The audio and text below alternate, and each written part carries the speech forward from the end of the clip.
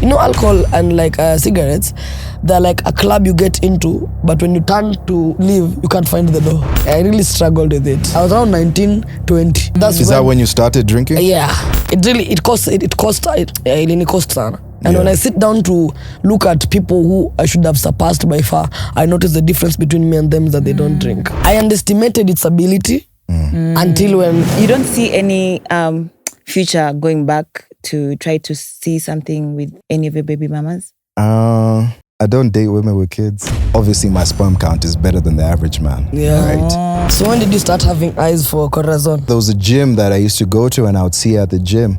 But obviously, you know, she was a public figure at that time. So, right. And I was just, you know, just some guy from the UK. I think at that time I was just like, what?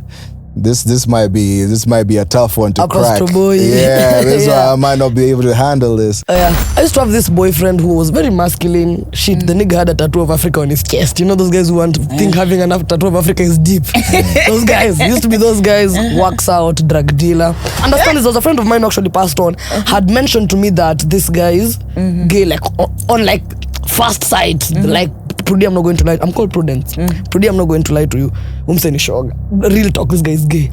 I'm like, nah, this guy can fight, he sells drugs. No, he cannot be. And of course, I keep dating the guy.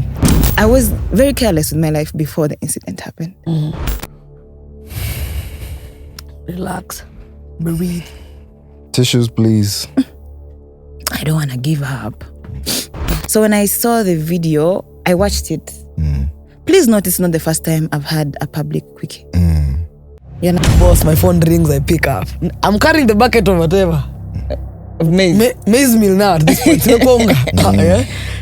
Put my phone down, the unga down, I'm like, hey, go on, what's up? How can I help you? And I'm like, hi. So, this is Kevin. I'm the CEO Energy Radio. Bro, my voice turned soft very fast.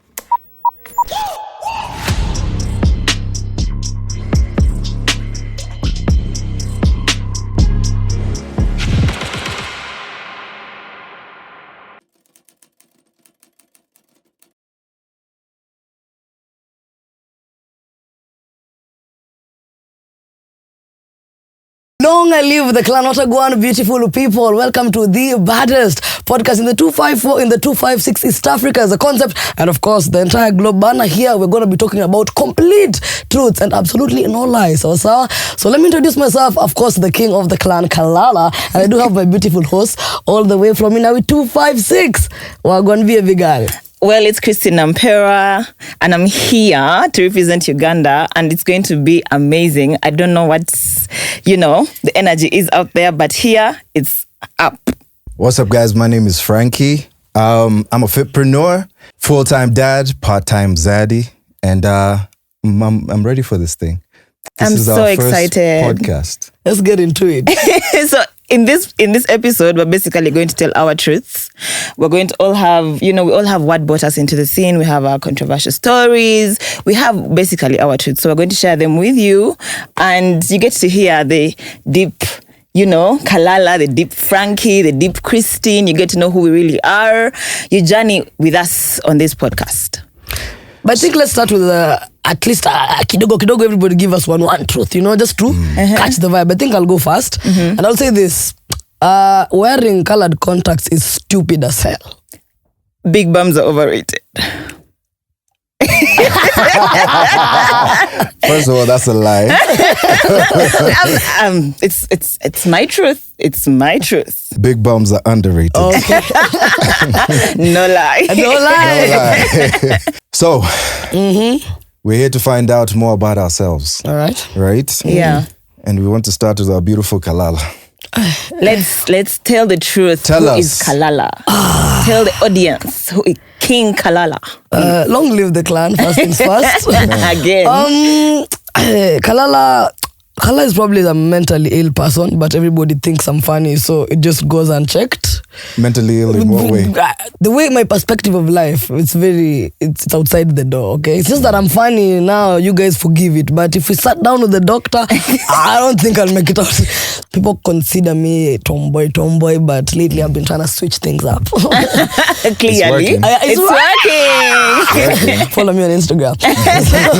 Yeah, but very loud, expressive. That's basically who I am. That's so big. We want to go deeper.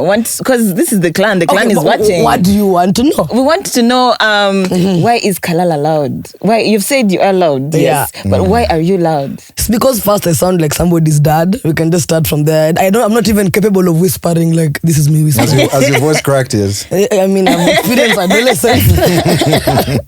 I'm loud because okay, also I'm not exactly appealing physically kwa macho. I look like a young boy. You're lying. Oh, should we stand up, the both of us? No, I'm just asking, should we stand up? No, so you're a beautiful girl. You have to compensate with humor and being assertive and then making jokes of your own self because, if people say it, you're going to be... Really? Yeah, that's actually why I'm loud. Also, so you're saying that's a mask? That's a mask that you put on. I mean, who fucking doesn't want to have titties, bro? I'm a fucking 27-year-old shorty with no fucking titties. When adolescence happens at one point in time. So it's more of, I attack myself before you do, So you do want to have titties? Who the fuck doesn't, bro? I want to reduce mine. You want to have more? That's weird. So, I'm very comfortable with mine. Please. So Kalala, you said you're open about your sexual, endeavors. Are you straight? Are you questioning? Do you not want to address first that? things first, I'm black. You jinga questioning. You said the in or out. Okay? There's no atinashuku. I'm very straight. I'm in love with dick. That shit is intergalactic. It's mind-blowing. I'm like, But at the same time, again, I did mention titties, so it's a gray area. Really? I mean, as long as the sex is good, I don't want to put labels on it. Just take off your clothes, let's get into it. Fiam, get out. Probably have you tried it? Have you experimented? Yeah, I have. I have. Okay, udem alikuwa na matiti. Let me just be fucking honest. This shorty had mad titties. And then this thing with shorties with large titties, then you want to wear a very revealing top. Bro, I can't look at your eyes. And then of course the drink was telling me yeah, I have. I just didn't like how I didn't know what to do. Because you see, I don't believe that porn actually, when you see something in pornography, that's a skill, it's a profession. You can't just come and duplicate and expect to be a pro. So how did you learn the first time you're having it with a man? Did you? Boy child. So his son taught you? Yeah, I mean, because with guys, they usually take the lead. Yeah, of course. I mean, you cannot be a virgin, then you want to act like you can ride dick all the night. girl you were... I was not interested. I was drunk and attracted to. Not interested. I think she was waiting for you to take the lead because of your masculinity. You see, extra pressure. Sense. And then I'm not gonna lie, I have very skinny fingers, So I don't know what to do. Bro. All the way in. Oh my god. Oh my god. So besides, that, what other interesting things have happened? I want to find out more about this mask that you're talking about. Yes, you have this mask because you're trying to protect, the things that you don't have. Yeah. But are you really this tough, or is the girl behind that mask? Yeah, someone who cries and they wish they could have makeup, play with Barbies. Yeah, exactly. Are you a girly girl at heart? When you get to know me, shout out to the post stay with me. I'm very soft-hearted. I cry a lot. Yeah, like people in my personal life. I cry a lot. And I don't like it when people hurt my feelings. And then I actually do have feelings. Just that you're outside, you're like, calm down, you'll go cry at home. So yeah, I'm very emotional, I'm loving, I'm sweet. Me I'm those people who want to cuddle with you when it's raining. See that we're playing PS in shorts and I'm very small. Yeah, and then... So it's a defense mechanism. It is. Yeah. I'm not going to lie. Also, and I noticed that actually, because we've never interacted before. But once I started having those conversations with you, okay, don't look at me like that. I feel like there's something you know that I did that. No. No, but like he also told me the same things. I'm like, Kalala is actually a very sweet girl. Yeah, I am. So with that question, when you see things on the internet, when people are talking negative things about you, does that actually, do you go back home and cry? No, the internet is not, I don't take the internet personally, because first things first, it's my job. You know, once you become a public figure, Instagram stops being fun. It's now, hey, I'm like to invite you, I'd like to advertise. It's not fun. I don't take online comments and to heart, because but to see on ground, bro, hey, talk up mazeno nanga matiti. Get the fuck out of my face of titties, bro. You just leave that person's face. You know, that is from, you know, with the internet, you don't know who's mad at you, who's poor, who's using the neighbor's hotspot to talk shit to you. Like, I'm probably having the time of my life, you're there broke and you think you can break me. Yeah. But somebody on ground, what's your reaction to that? If someone comes up to you, walks up to you and says something? We talk shit, bro. As at the end of the day, it's like some nigga told me after this, I'm like, I sound like your dad when he's banging your mom. But when you look at that statement has bitterness. That statement is not, it's not funny. It's not at, it's like, hey bro, Paul, I didn't mean to offend you. Yeah. So you just talk shit back, something about my voice, or probably their haircut, or their hairline, or the fact that they're short. Yeah, those things. Because with girls rarely pick on me. Because me, you know, with girls, it's easy to pick on them because we walk with our insecurities on our faces. You know? Do we? Like, utapata kuna udem flani atoangi makeup. Bro, it's like 6 a.m. in the morning. How the fuck are you looking like this? This is something about, maybe she doesn't like her skin, or maybe she has breakouts, or she had like chicken pox and the marks didn't leave. But you see with guys, to actually get to know what the fuck is their insecurity. Apart from these guys with bald heads and they always wear caps. I used to have this boyfriend who was very masculine. Shit, the nigga had a tattoo of Africa on his chest. You know those guys who think having a tattoo of Africa is deep. Those guys, used to be those guys, works out, drug dealer. I stopped dating drug dealers. Did you? That's your job, that's not your real life. Wow. So the thing is this, I used to stay with this guy and I'd go like drinking and visit my friends at different campus for like 3 days. So when I went there, my boyfriend starts giving me those we need to talk texts. He's like, come nyumbani, we need to talk. I've said, okay, I'm coming. So at the back of my head, because of course I'm cheating. I mean, again, I told you I'm very sexually charged. Let's go with that. So I'm there, I'm headed back home, thinking to myself, what lie are we going to tell today? I'm like, you know what, let's do something called lying by omission. That part where I was cheating, leave it out. But tell the truth when it's to come to every other thing, right? So see, I'm there, man, I'm ready with my story. Getting home, I said, this nigga is looking at me, talking about some niggas tried to jump him. I'm like, hey babe, what happened? Though, when you're a drug dealer, getting into fights is not... It's normal, It's not Tuesday. I'm like, what happened? Now I'm thinking it's probably there was a scuffle between 2 different gangs. He's like, no, bro, guys were trying to jump me because... This is why I stopped listening. He said, so you know I'm bisexual? I said, How long had you been dating him? Probably like 9 months. Yeah. And this is just coming up now? This is just, and then you're hitting me with the you know. I don't fucking know, my boy. I understand this. There was a friend of mine who actually passed on, had mentioned to me that this guy is gay, like on like first sight, like Prudence, I'm not going to lie. I'm called Prudence. Prudence, I'm not going to lie to you. Real talk, this guy is gay. I'm like, nah, this guy can fight, he sells drugs. No, he cannot be. And of course, I keep dating the guy. Even after he told me he's bisexual, I'm like, you know what? Let's just act like we didn't hear that. Let's move on. Which I do. I'm there thinking to myself, have you been sucking dick, nigga? Are you getting fucked in the ass? Bro, let's forget about that. I have so many questions. Start. No, let's continue. So, fast forward now, my friend is like, you know what, Prudi, let me now show you that this nigga is gay. I'm like, bet, bro, you know what, let's go drinking. Me, I'm gonna buy the drinks. This is your chance to go to him and be like, hey, you look nice. So eventually, they actually start talking, we start laughing, we get drunk. Me, I'm there. I know this is a test, but motherfucker doesn't know it's a test.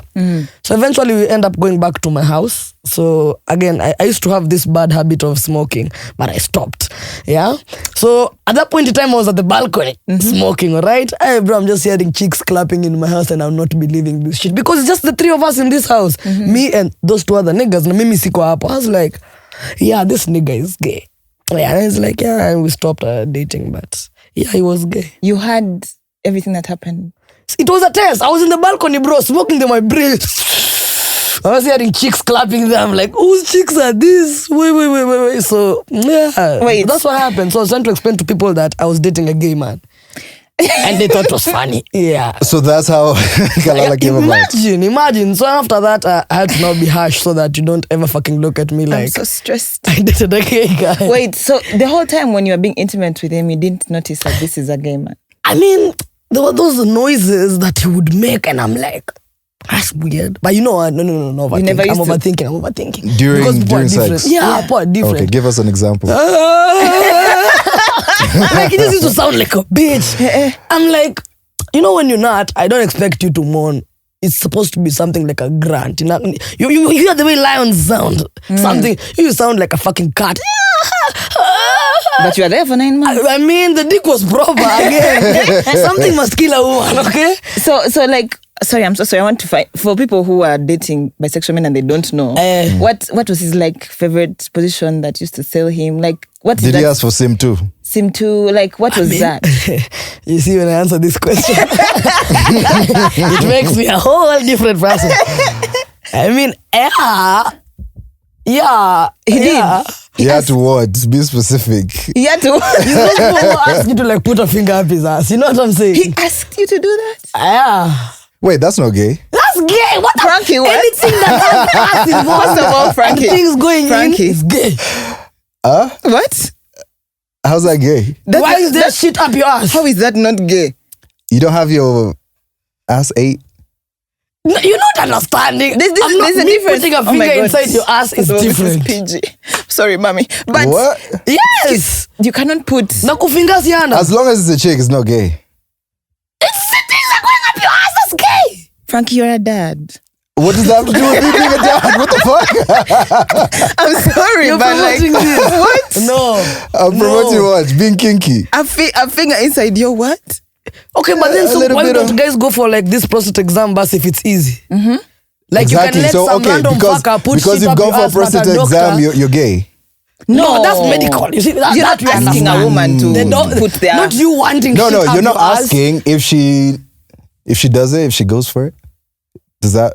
No, if she goes for it, you see, I don't If she know. goes If she for it. asks, No, it's no, different. okay. You No, have if to- she goes for it. You have to like wink kidogo. Don't just chill Of course you at your wink because easy. obviously you. First of all, the male G-spot is in the ass. Yes? Gay. That's gay. Okay. So Gay. if you want to explore that, you're gay. You're not gay, but bisexual. No, if your chick, you're having your thing, right? Yeah. And she starts massaging you and it's like, whoa, Yeah, no. does that make you? No, if you gay. say whoa, that's okay. But don't say ooh. No, whoa. Yeah, No, no, no. Say whoa. Don't say ooh. You say whoa, You know. but you're like, okay. Frankie. No. As a man, your digestive system is a one-way track. It's a one-way track. Go in here and come out there. There's no reverse. There's no y'all are not reverse. kinky, man. And the doctor's Y'all are office, not that one I'll freaky. forgive. And then also this guy, I don't know, he was just weird. He was just weird as fuck. And then his defense was, I've grown up in the US and you know these things are normal. I'm like, no, you are gay. You are gay. It's not about Madness. being normal. No, but he was a very nice guy. He was. You know, You miss him. I like the drugs. So what's your type in men? You have to be. Okay, I'm about to describe you, but I don't have a crush on you. Okay, you have Describe to be me. tall. You have to have tattoos. Now when I dread. No, let me Let it out first, Frankie. Let me explain. Yeah, I like a guy who looks masculine. You know, like let's not go to the club and then the bouncer is tempted to slap you. You know how bitch slap. Like I need you to look aggressive. I need you to be scary. You But know? you've just said you want someone who is going to No, as in, you know, with me, I don't want a guy mwenye ametulia. Sorry, a guy who's calm so that I can walk all over them. I want a guy who is stronger than my personality. Like, don't come in and ask me to calm down who I am. Come in and match the energy and level it up. You get? Because I'm not about to be sweet and calm because... But your energy is like... Yeah, Baba, and I need you go higher. But I believe you can submit.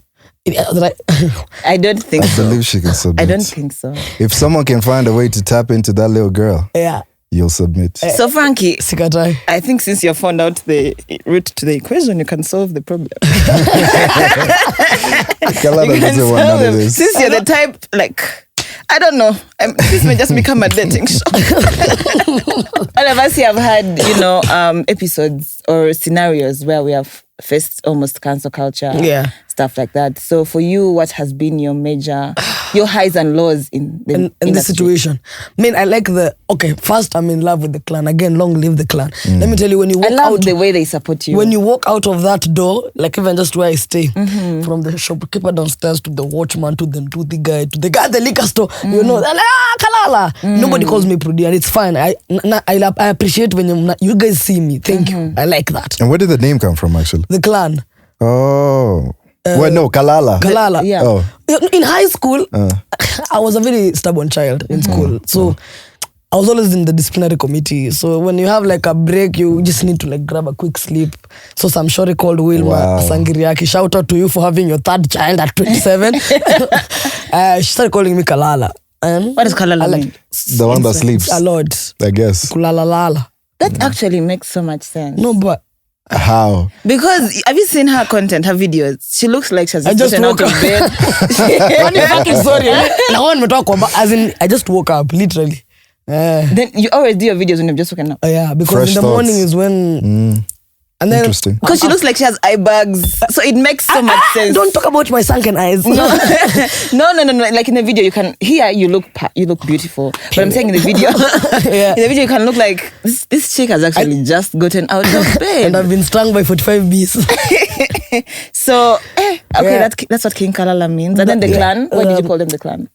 I needed something rhymey. So the first time it was the King Kalala clan, but then in short form it's the KKK. I mean, you know how that goes. I was like, no, this has to change. So I just left it at the clan. And long live the clan just came to me halfway. I was like, this is a cool thing to always be saying. Yeah. So you were telling us about... So yeah, the highs, I would solely say the highs is, the gigs that I've gotten, the fact that I don't have to call my parents for rent, those are the highs.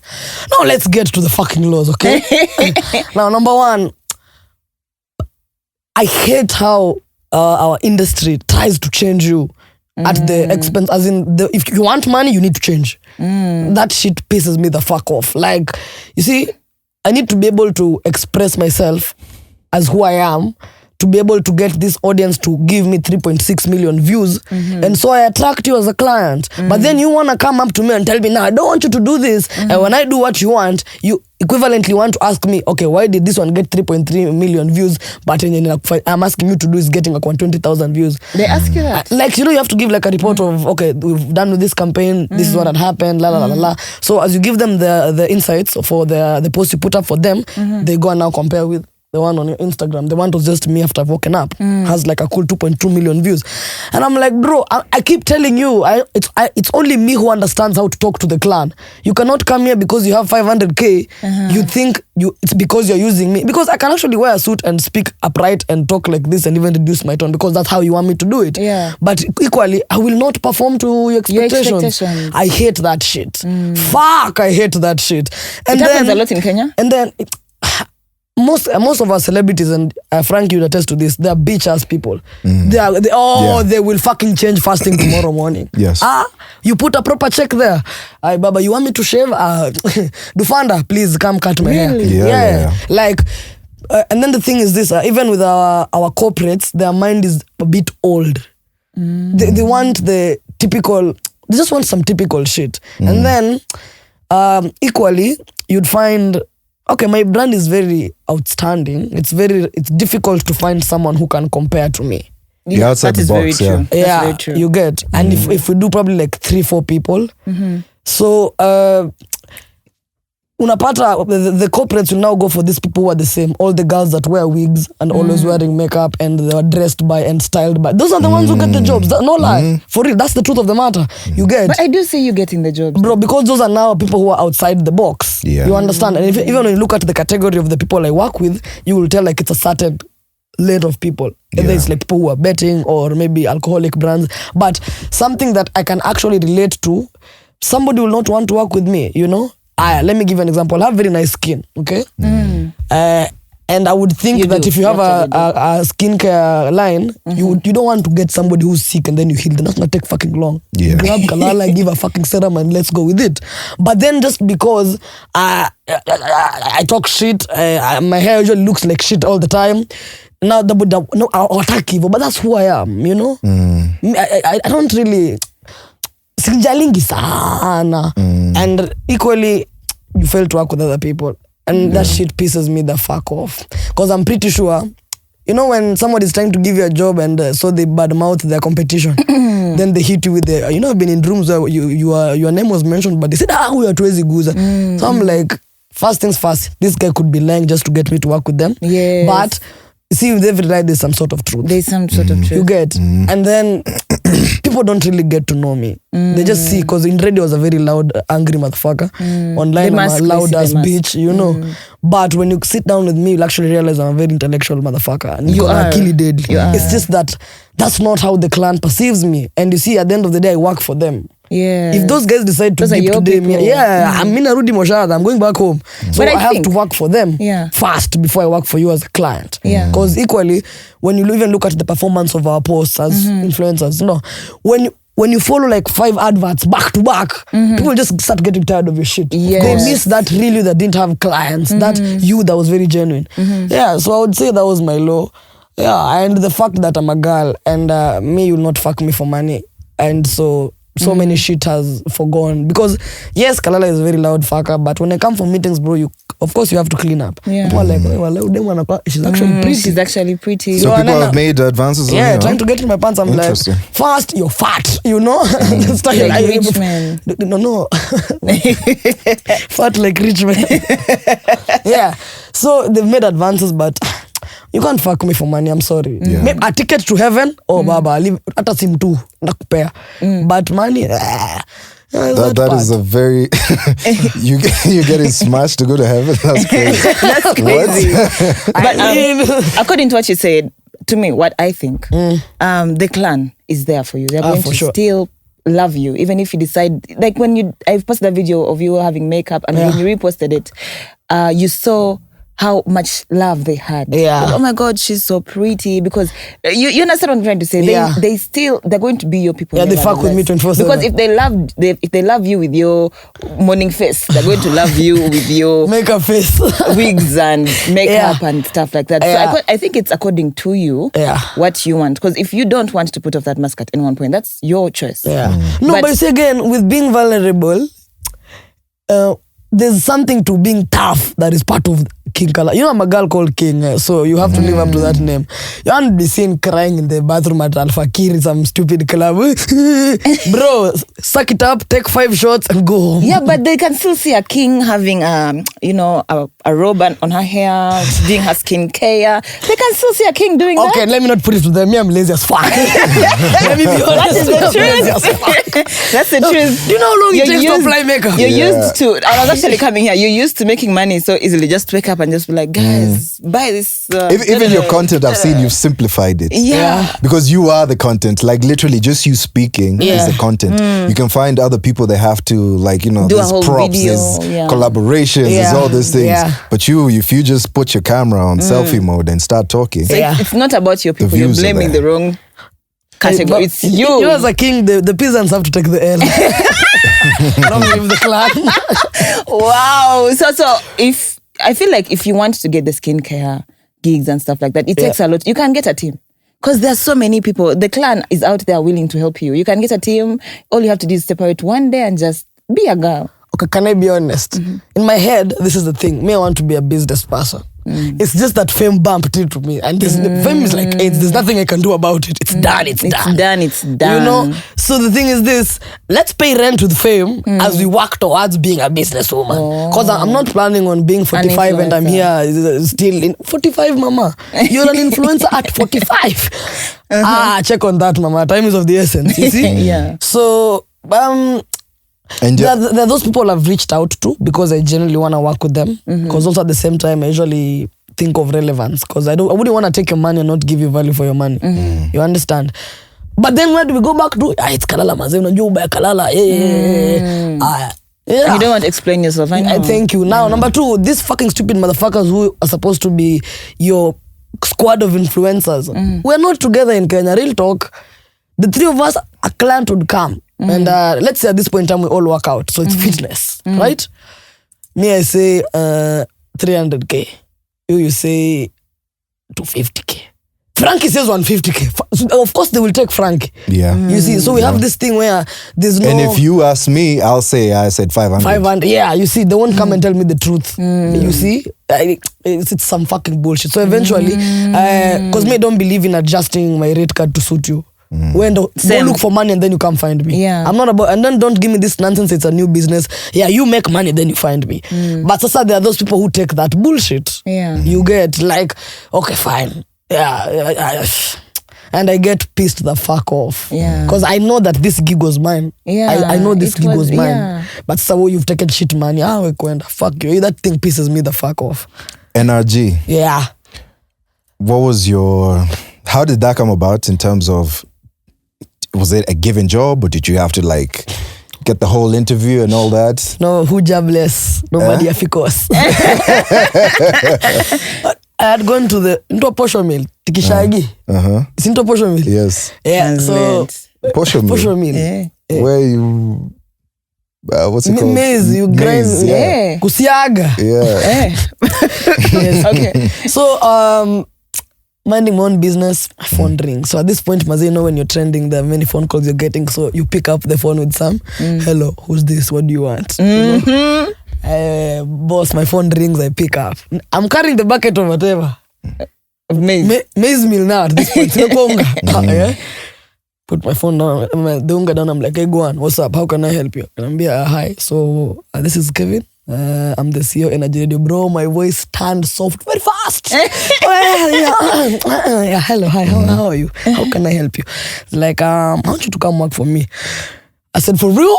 Just give me a minute. Hung up the phone, ran into, because I was coming from the posho mill, so I'm around the gate of our home. I left the maize at the gate and I ran to the house fast. I said, motherfuckers, I'm out. Yeah, so just rang me. Then my dad, of course, he was not for the idea because I think my parents know me. Money and education kidogo. Somebody gotta go and it's not the money.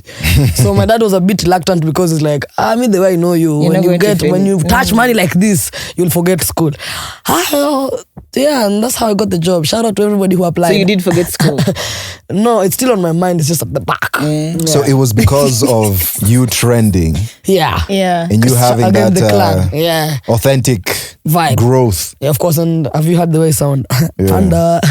Yeah. And you flow. You have a nice flow. So. Guys, stop. I'm married. Yeah. And what was your experience with that company? Because obviously there's good a and lot bad. of. I liked the fact that, okay, I'm not gonna lie, me, I'm such a teacher's pet. So me and the boss, very good. Tell him to buy pizza. Buy fast pizza. Like I'm a teacher's pet, you know.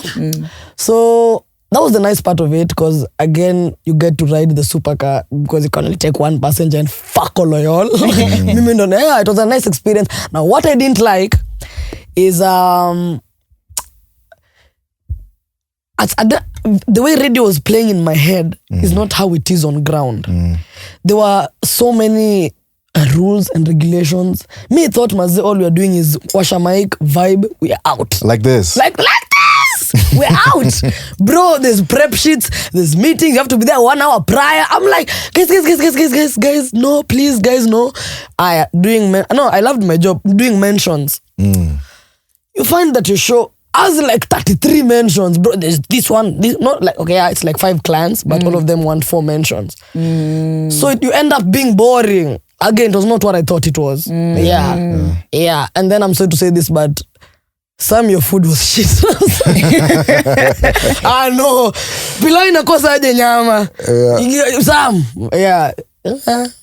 Generally. You know, I realized you have a tendency of blaming every single thing around you except you. Because I'm perfect, bro. So there were any underlying issues, because obviously your colleagues, Shaq and all those guys, they complained a lot. I mean, timing and salaries. Me, I had a problem with that because at the end of the day, you see, as a public figure caretaker, I cannot be doing this with the caretaker because I've not paid rent. Yeah. Number two, once you work in radio, the entire fucking community knows you work in radio. So if I corner madeni, you're supposed to be paying your bills on time. There was that part. Yeah, and then even structure, you know, at some point, kunafaa kuwa na, if I'm wrong, I come to Frank, then Frank will bring it to Christine. But it was so complicated. It's like there's 3 people who have the same job, so you don't know who to complain to. You understand? As in, you don't know who's what. And then there was also this thing, in that company, I wouldn't say there was middle-aged people. It's either you're an adult, 40 end, or you're 27, kutachini. So it was more of a, the people can see you as a child, not as their colleague. You know, unaona kama mtoto, and that thing used to really piss me. Like, I'm not a child, bro. You get? Yeah. Was the pay worth the wait? Oh, bro, if I said yes, I'd be lying. If I said yes, I'd be lying. My math would have been off, but eventually, okay, I value myself with time, not money per se. If I'm spending 4 hours, if I'm spending 20 hours of my week in your place, how is it that whatever you're giving me end month, I can spend just 4 hours in the club and make it? It doesn't make sense. Somebody's stealing from me and it's not money. It's time that is being stolen. Yeah, so it was not all that, but it was that. Yeah. Okay, so I want to ask you something. Right. That obviously it's personal, but still, there are people who are going through it as well. Yeah. And don't take it to heart. This is a family. This is therapy. Yeah. This is therapy. This is our family. Alcohol. Yeah. Ooh. What's your relationship with that? So when I used to drink... Don't do that. 3 truths. No lie. 3 truths. I'm not going to lie. Again, when I tell you guys I'm a soft person, I'm a soft person. Yeah. So every single time I'm in a serious relationship and then you ditch me, alcohol is like, come baby girl, come. Bas. Oh, and I can indulge. You know? I would even say at some point pay ilikuwa affecting my job because I would just not show up to work because I'm hungover as fuck. Or even hell, I'm drunk at that point in time. Yeah, it's I don't know. I underestimated its ability. Until when, you know, alcohol and like cigarettes, they're like a club you get into, but when you turn to leave, you can't find the door. That's true. You get? If you've stayed too long. You know, you know, because I wouldn't say I come from a family of alcoholics and somebody used to struggle with alcohol. No. I think it was also some sort of peer pressure, but not peer pressure, somebody giving me alcohol. It was more of, you know, you want to be that guy who can take whiskey dry. You know, you don't need ice cubes. I don't want to be that guy. You understand, like there's that perception, you're napiganga dry shots, you know, like, and at that point, remember, I'm around 21, 22. So that's Is that when you started drinking? Yeah. Okay. Because I think second year, 2016. Yeah, I was like around 21, 22. 21 actually. I'm lying. I was around 19, 20. Okay. So that's when it began. It was good vibes. We're at the club. We're contributing to go to the club as a squad. Then now you grow up. Now you can buy your own drink. And then you surround yourself with people who are employed and they're also drunkards. So we're always drinking. Like, yeah, it's a thing. It's a thing. I really struggled with it. Do you think it's affected, you know, obviously your work ethic? Because you are someone who puts in work. Yeah. But do you think it's affected? And not kidogo. A lot. You've lost brands because of that? Or? Not really. Not losing brands. I never really had those fuckers. They're afraid of me. Okay. It's more of, you know, when you have a brand, of course, you're always trying to elevate. Yeah. Like now, we cannot be seen in the same neighborhood. We need to go to a new neighborhood. Now, it's not about the moving part. Like, you'd find, I know I have a photo shoot, but flight mode. Let's drink! Yeah. You know? It costs sana. And when I sit down to look at people who I should have surpassed by far, I notice the difference between me and them is that they don't drink. See, they have more talent than me. It's just that they don't drink and consequently they have discipline. Yeah.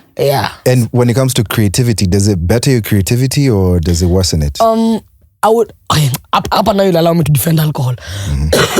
I'm an alcoholic who sits at home and sulks with an entire bottle of whiskey by themselves. I'm the kind of person who, let's go out, let's go drink. So while you're outside, again, I can't sit down for long and I cannot shut up. So I'll talk to you, tell me your story, You'll be talk to more Frankie. social. You get, and consequently, nanza kokota stories that I can use as content. Yeah. So I think... But the hangover days are useless as fuck. So you're a functioning alcoholic? No. Tell me your mate, bro. Don't put negativity in your life. I'm asking. I can work while drinking. Okay. Not functioning alcoholic. Yeah. So Though at some point I'll stop working. I can't. I can't complete a task and there's a bottle of whiskey. I can't. So one has to wait. Because I'll begin nicely, 1 shot, 2 shot. By shot 35. you've forgotten Fuck the this shit. principles. Yeah. You've mentioned that, alcohol is like, walking into a club and then looking back and not finding that door. Yeah. What are you doing to find that door? Do you want to find that door? That's the question. Or you still enjoying? I think I would say for me, I noticed that the door is disappearing before the door completely disappeared. Because I'm not saying that I just woke up and said I'm stopping. It's just that now, look, Prudy, we have to realize that alcohol is not going anywhere. Fast things fast. I'm not saying that we've stopped drinking. No, we're going to turn the fuck up. So it's one step at a time. And then I noticed just avoid those people. I'm not saying that you ditch your friends. Yeah. Like, I'm gonna hang out, but then they can't be there every day. Like, fine, on Saturday, Sunday, cool, easy. But Monday, you can't be here, we're still drinking, bro. You have to go. There's that part. Number 2, I think it's something to do pair with age. Because now I have no need to try and show people how I can drink like a big man. Yeah.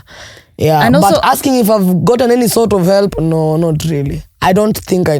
But you see, step 1 is denial. I don't think I was just say that. you don't think you need help. You're calm. But I also, because I was a bar host, and every single time, you cannot host a night sober. You will leave drained. Your energy, so when you're hosting, I feel like it's impacted on the... Yeah, because I used to have like, I think it was in 2022, I had like, there's this loudest club in Kenya called Paris. So now the original one is literally my house, the next building is the club. So I used to be there every Friday for like 9 months. Bro.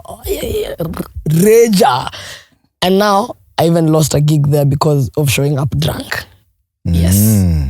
Wait, that was a club gig you lost because you showed up drunk? Yes. What? That's crazy. Must have been a level of drunk. Bro, gone. And then understand this, at the club I don't just sit, I'm the one with the mic. So I need to be like, you can take 2-3 shots to changamke, it's fine. But you don't show up with 1 bottle down, bro. If you're not serious. You're not going to. I am getting there. Yeah. So do you cry about it? I don't cry per se. It has not taken me completely. That's what I'm saying. Like, ijafika place flani kwenye I'm here like this. Maybe something else, but not alcohol. Yeah. Okay, that's nice. I'm glad you've opened up to the clan and the rest of the East Africa. And just know... Yeah, we got you. We're here if you need us. Okay, guys. No. Was this an intervention that you're hiding? No. You're calling it a podcast? No. Yeah. It's really not. But just since we're a family, we share. The last time I had a job and they said we are a family, bro, salary got late for long, so don't use that. We're a team. We're a team. Okay, family. Yeah. I believe in family. Yeah, that's what we're being told. And then if salary delays, you're told to fast. Fucking stupid ass. Wow. For real, bro, you think it's jokes? And bro, bosses can turn you into a fool. So is there anything you'd want to tell the clan?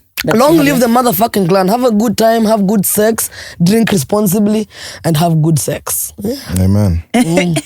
So, I guess we've learnt a lot about Kalala. Prudy. It's not Kalala, it's Prudy. Prudy.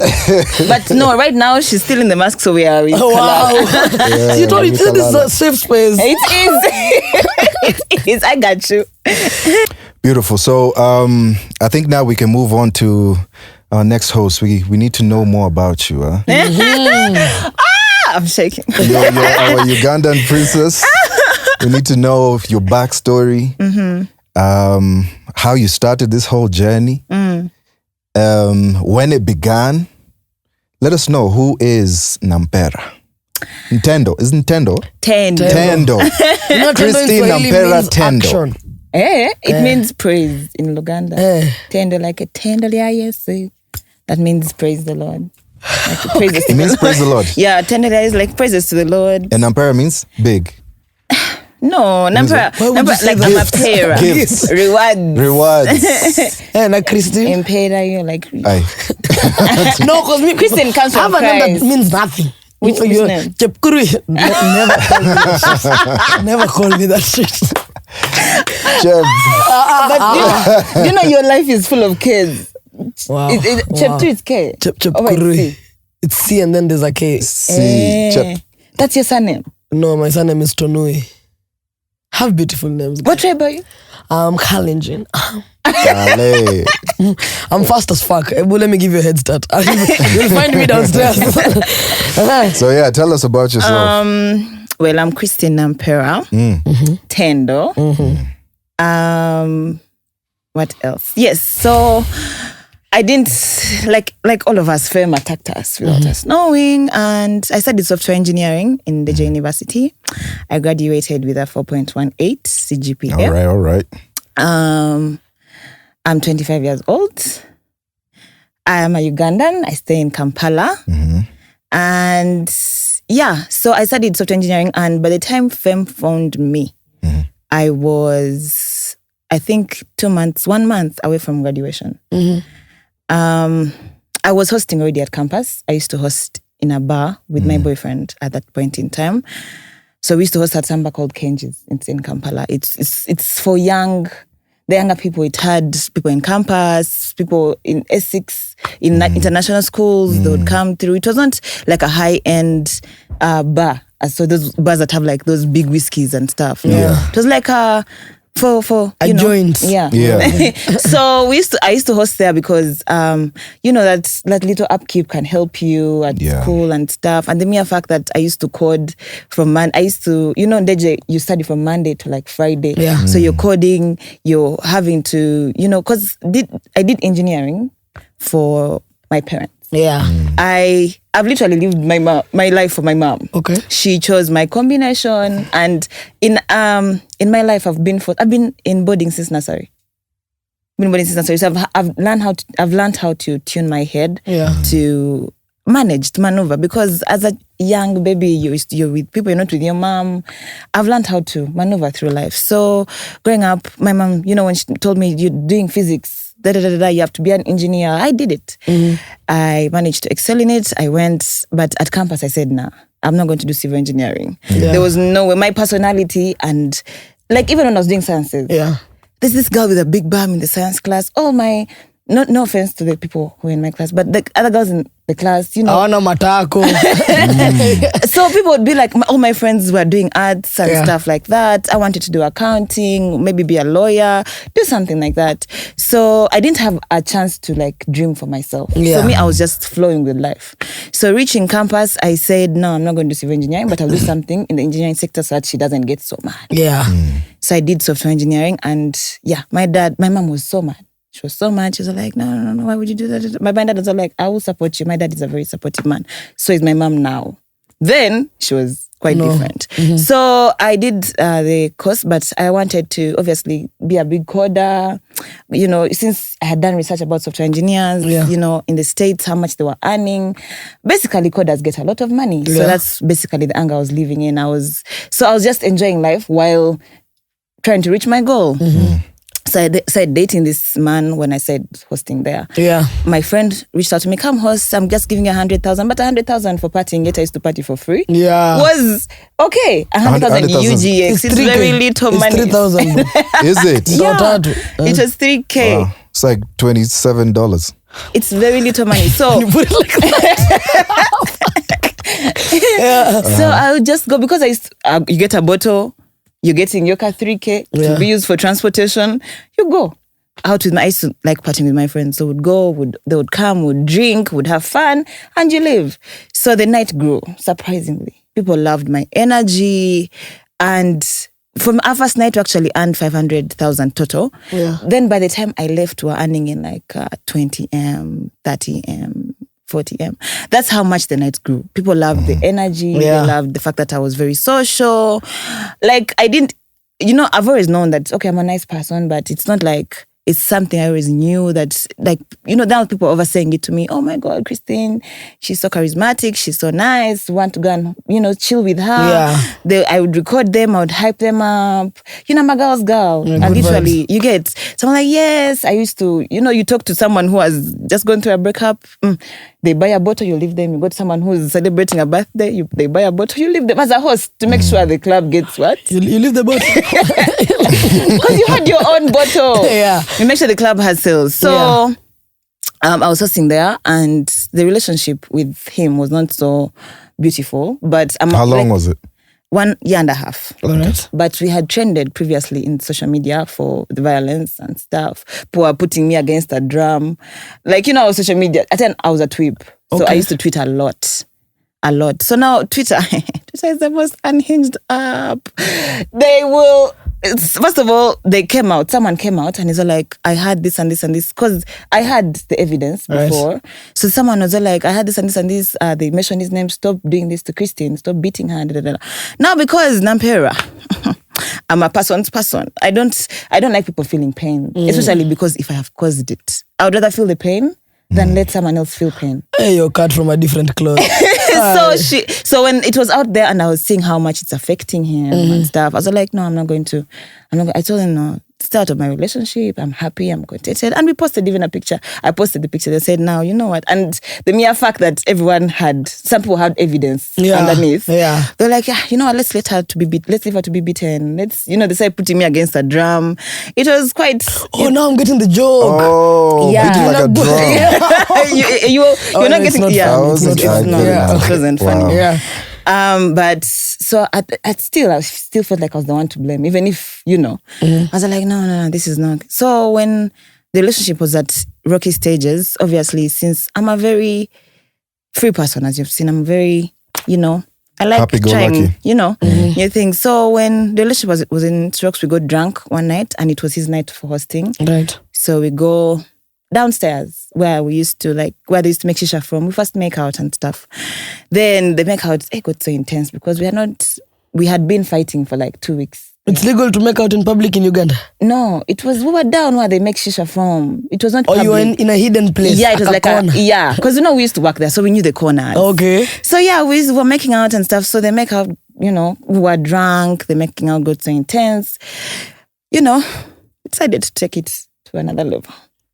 Which level? Now, when we went to the other level, we went to the bathroom. To the male's bathroom. Mm-hmm. And remember, first of all... whose bathroom? The male. It was downstairs. It was closer to where we were kissing from. On a scale of 1 to Kalala, how intoxicated were you? What? I was so intoxicated that watching the video was me. The way the internet watched it for the first time was also me remembering what happened. Okay. I don't remember how the bathroom looked like, the toilet looked like. I didn't remember most of the things. So we reached there, obviously.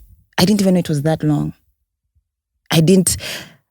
So when we were done, doing what we're doing, and this is my partner and stuff like that, I was so out of phase. I don't even when I was watching, even when my mom watched the video, she was like, were you raped? Did they drag you? And I'm like, but mommy, the boy, that's the man I told you about, that's the man I've showed you. Yeah. So she's like, no, but did you put something in your drink? I'm like, no, I just drank. I literally just drank. Because I used to host, so I used to drink a lot. That's what I was telling you, hosting bars, I used to drink a lot. I would finish 2 cups. Okay, breaks, before, you're rushing this story. Mm-hmm. Who suggested the bathroom? You or the guy? Honestly, I don't remember. Let's try to remember. Because we were making out intensively. And there were even, some people were actually passing by. Yeah. So that's when we're instead of, because we had been fighting for 2 weeks prior. So coming to see him. This is the physical fight? No. It was just verbal. We are done with the relationship. This is not working. Yeah. That stuff. So now you come I had come to escort my friend to pick her man. So I entered the band. He was there and he's looking at me and I'm looking at him so that's how we ended up maybe, when that spark is still there. So we went downstairs and making out. Then I don't remember. Because I woke up I actually blacked out in that bathroom. If the video had continued, they would have seen me black out. I blacked out in that bathroom.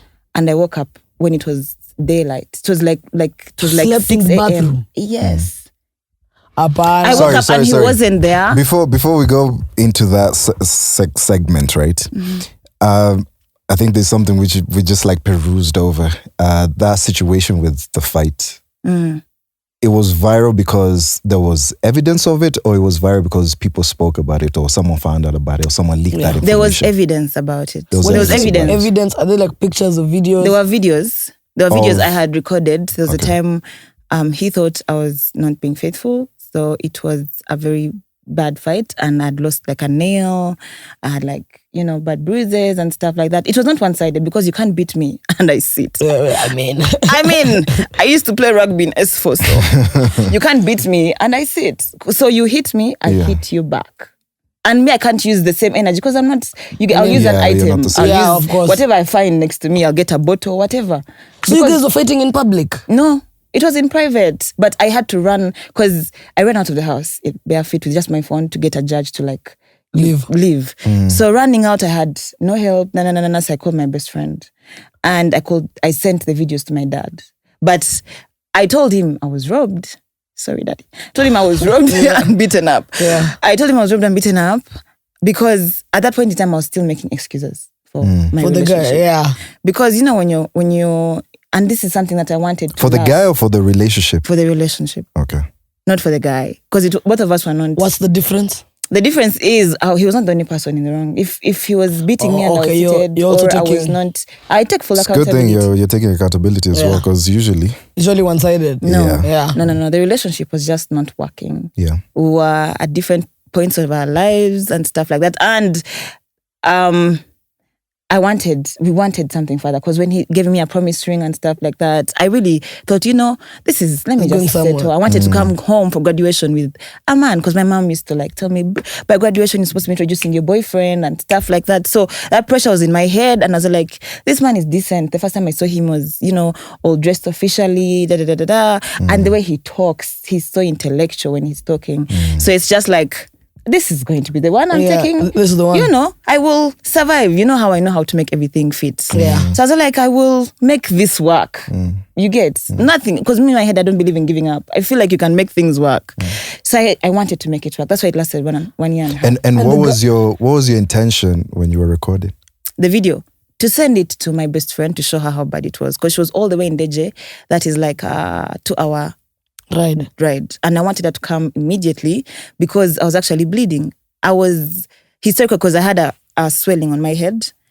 I had plucked hair. It was crazy. Did he also record, or? I think he had some, because in his phone he had some, No, the video that leaked, is it the one that you sent to your dad and your best friend?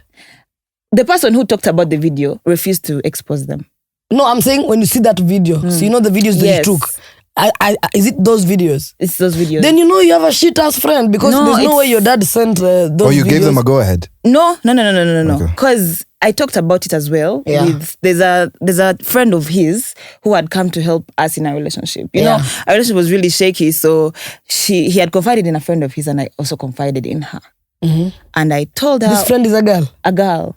and I told her, this is how the fight was and stuff like that. And when the fight, because when you're asking me, I have evidence. You understand? I have evidence. It's here, this is how bad it was. Because you can't compare me beating you to you beating me, yet you clearly have more energy than me. You're a Muchiga, for crying out loud. That's literally the strongest tribe in, Uganda. Okay. So it's like, you can't compare, the two. So I had that for, this is what happened and stuff like that. So did you actually cheat? No, I wasn't cheating at that point in time. What made him think? Because we had been having some issues. I had gone for graduation for a friend of mine, and I'm a very attractive girl. So this very attractive man as well was telling me, we should just be friends. I told him I have a partner. He's like, no, let's be friends. And I did not know that this boy was actually an old, like, they used to call themselves bros with my boyfriend. Yeah. I did not know that. So this boy actually knew that this is this one's partner by the time, So I had gone to see him, he was sick, and he was watching TikToks. Then the notification popped up, and he was calling me sweet cakes. good morning, sweet." Like, you get something like that. Yeah. And you got the sweet cakes. Ooh, I got the but you sweet see, cakes. I mean, I don't want to call you sweet cakes if there's nothing. No, it wasn't like those. I was not reciprocating energy, but I was polite about it. I'm a very polite person. Because if you're telling me, "Oh, you're so gorgeous," someone will be like, "Thank you, thank you," and you're going to think you're flirting back. I'm actually flirting back, but I'm not reciprocating the energy. I'm not telling you, "Come with me." I'm not telling you, "You get," or I'm not telling you, "Oh, we should hang out." I clearly told you, I'm in a relationship, you get, but you insisted on having my number so that we can keep in communication. No, but Adi, where you're at is because, please, you think this guy wants your number so that he can ask you about Jeremiah chapter 33 At that point in time, my relationship was already shaky. I didn't know if this was going to last, just in case there's, Stand by. Silence on set. But so that's how everything. So what if it was a test? Because they are friends. True. That's true. I thought about it after, and that's why I ended up going back into the relationship, because I was like, shit, I was in the wrong. I wasn't, you know how you always make excuses for your partner in that moment. I was like, no, I was in the wrong. I deserved the beating. No. That's literally what I felt in that moment in time. Okay. Yeah. Because I'm speaking from how I felt in that moment. This guy was manipulative, eh? I wouldn't say. I would say it was just they were had a both trauma. toxic. Yeah. No, I'm not talking about toxic. I'm talking about being manipulative. You know how guys know how to make you feel like you're a bad person. And honestly, do you know what I found out after we broke? He was cheating. He was cheating. My ex before him, who I had left him for, sent me. Actually, didn't send me. Told me he tried to flirt with me, and I told him, no, I love my boyfriend, we're going to get married. He told me, are you sure? I said, yeah. He told me, is he faithful? I said, yes. And I looked at him and I said, yes. So I'm not going, don't try to touch me, don't try to do anything. He said, okay. When he laughed, I knew there was something. So I kept nagging and nagging and nagging. So I nagged his best friend. Yeah. I nagged his best friend. I told him, please, you don't want me to stay in a relationship where they're not being faithful to me. Just let me know. Yeah. Oh, he told me, okay, you come and I show you something. Wow. He showed me a screen recording, and the person who recorded, that is the girlfriend of my ex. Yeah. That is now the current girlfriend of my ex. Right. Had tried to also test my partner. Tried to send her, a streak, nice streaks, and he was very reciprocative. Yes, so where we meeting? He even planned where they were supposed to meet. And that was before he beat me. So that's why it makes me come to the point of when someone is overreacting over something, you're like, that's why suspicious. You get, now it's a clock. Then I would think, okay, maybe I'm the one in the wrong. But he was actually planning. This was way before that boy had sent me that text, the beating, that was before. But he showed it to me after. Wait, which guy showed you this? My ex. My ex then showed it. My ex's best friend showed it to me, but my ex's girlfriend. He broke the bro code badly. I mean, Jesus Christ. No, because honestly, it was not. Why would you beat me up over something you were doing? Worse, actually. No, the beating is awful, but the bro code sending you information that I'm sure he shared it. No, but the girl was not going to do it. That's the only... the girl was not going to do it. The girl was really trying to see if my relationship was... No, fuck it would make that sense shit. if Let the me tell girls... you, I don't think a girl I'm Frankie's best friend. No, I'm waiting for Frankie to give me a chance. And if I get a chance to ruin this between you two guys, I'm very fast. Let me show you. But not that I want to ruin the relationship, but just look at what he's been doing. No, it's like my ex's partner. Yeah, is the one who texted him. Right, and my ex was also there. They were in it together. What? You understand? Crazy. They were trying to see if actually what Nampera is bragging about on the internet, because we used to post each other a lot, is actually real. Okay. You get? Because I used to post the flowers, used to get me, how romantic he was. You understand? So they were just like, let's play with him. You understand? Because we were in it together. They were seated literally side by side, because it was a phone recording the other phone. Yeah, okay. And this one is like, so where should we? He even spoke some Richiga, let's meet here. Then when the girl didn't show up, he's like, where are you? Why? So he was actually going to go ahead with it. He's actually there. He was actually, you understand what I'm trying to say? Yeah. So cheating and being rejected is crazy. Bro. Damn. That's wild. So moving on, when the video leaked, I found out about it, and honestly speaking, my heart sank. It sank because that night when I was left in that bathroom and I went back home and I cried, because this is someone who, honestly speaking, I don't know why. My best friend has helped me so much, and praying also helps, because something in my head was telling me whenever I was coming to doing papers and exams at school, he would try to make like a big, Fast. and he knows I'm not going to concentrate and I need to concentrate. So there's that point in time where my best friend was like, you know what? I'm going to be answering your messages. You concentrate. Let's make this work. Because if she wasn't there, I would not have graduated. Yeah. And the mere fact that he also hadn't graduated, and it he used to make it look like I'm valuing the wrong thing. I'm not valuing the relationship.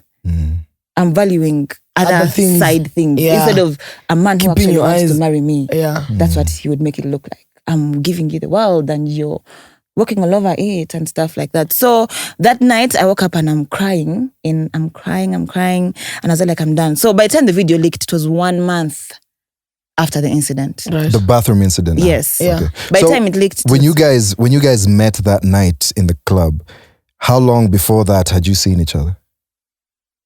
Like, what was the period? Or were you still... No, we were fighting. We were having arguments, but everyone knew we were still dating. Because we did not put it out there as yet. So when you met that night, it wasn't organized. It was something that just happened. Yeah, it just happened. Okay. It honestly just happened. And it was a spur in the moment thing. We're trying to make it work. Yeah. So when I saw the video, I watched it. The whole video, and it was my manager for Kenji's who showed it to me. It was a night of blankets and wine, blah, blah, blah. I had gone and I was going to host. So he's all like, have you seen? I'd first seen like pictures on Twitter, but I was all like, this is the dress. But the hair, like I was bending, so my face was not coming out as much. Yeah. So when I go there and I'm seated and he's showing me and I watch it for 3 minutes, I'm like, what? How? Please note, it's not the first time I've had a public quickie. You understand? I am very, with my partners, it gets down. I'm a lover girl. So it's like, what? Why? You understand? I had so many questions, and the only person who could give me some answers was not picking up the phone, and that was him. He wasn't responding. He wasn't telling me, because that was his night. Did anyone tell you anything about it before they released it? Did they ask you for some money? I had questions that I wanted to be answered. Did they ask you for money? Like, did you know about this? Yeah, what's going on? What's going on? How are we going to maneuver around this? Like, it's not about the relationship now. It's about what has actually happened to us. You understand? And he didn't reach out. He didn't pick up. I actually used another friend to try to call him and be like, yo, what's good? What's happening? Yeah. And remember, I had left home. Me and my mom were not on good terms. So I was renting. I am shaking. I am panicking. I didn't know what was going on. Yeah. You understand? I didn't want... Things are getting more viral. Because, it takes... If you've been there, it takes... The first day is like 10,000 people. Yeah. The second day, the third, 1 million. Then it blows. So imagine that whole process. Because you be like, let me switch off my phone. Even talk about it makes me shake. Let me switch off my phone, put it there, and maybe when I wake up, God is going to work a miracle for me. I prayed. I was like, this is not it. My mom, I thought about my mom. I thought about my dad. I thought about my brother, who's a famous DJ Roger and stuff. I thought about every single thing. I thought about myself. I was supposed to graduate. Results had not yet come out by that time. Yeah. I was like, what's not happening? Yeah. And the most interesting part, what most people do not know, it was not the first time an incident was happening to me like that. I was actually about to ask you. Yeah. Have you guys ever done such a scenario in that same bathroom? Because the way that guy was comfortable, he removed everything. He removed even his socks. He was I'm saying naked. The scenario was not like with him. It was like, it was not from there. That was their first time using that bathroom. Yes. Okay. I didn't know, like I'm asking for this guy to be that comfortable. Yeah, he has to have been there before. That's what I was asking when I was trying to call him during those days. Yeah. Because we had a quickie before and he didn't undress totally. Yeah, because you pull your thing through the zip, totally. Pull the so I was like, aside. like, how people are talking so many things in your ear that are saying, but I'm like, there's no way this man who I've shared with 1.5 years could have done this to me. Why couldn't you have guys just run home, like take a judge, go home, 10 minutes, come back. We were working. He was breakup working. sex is amazing.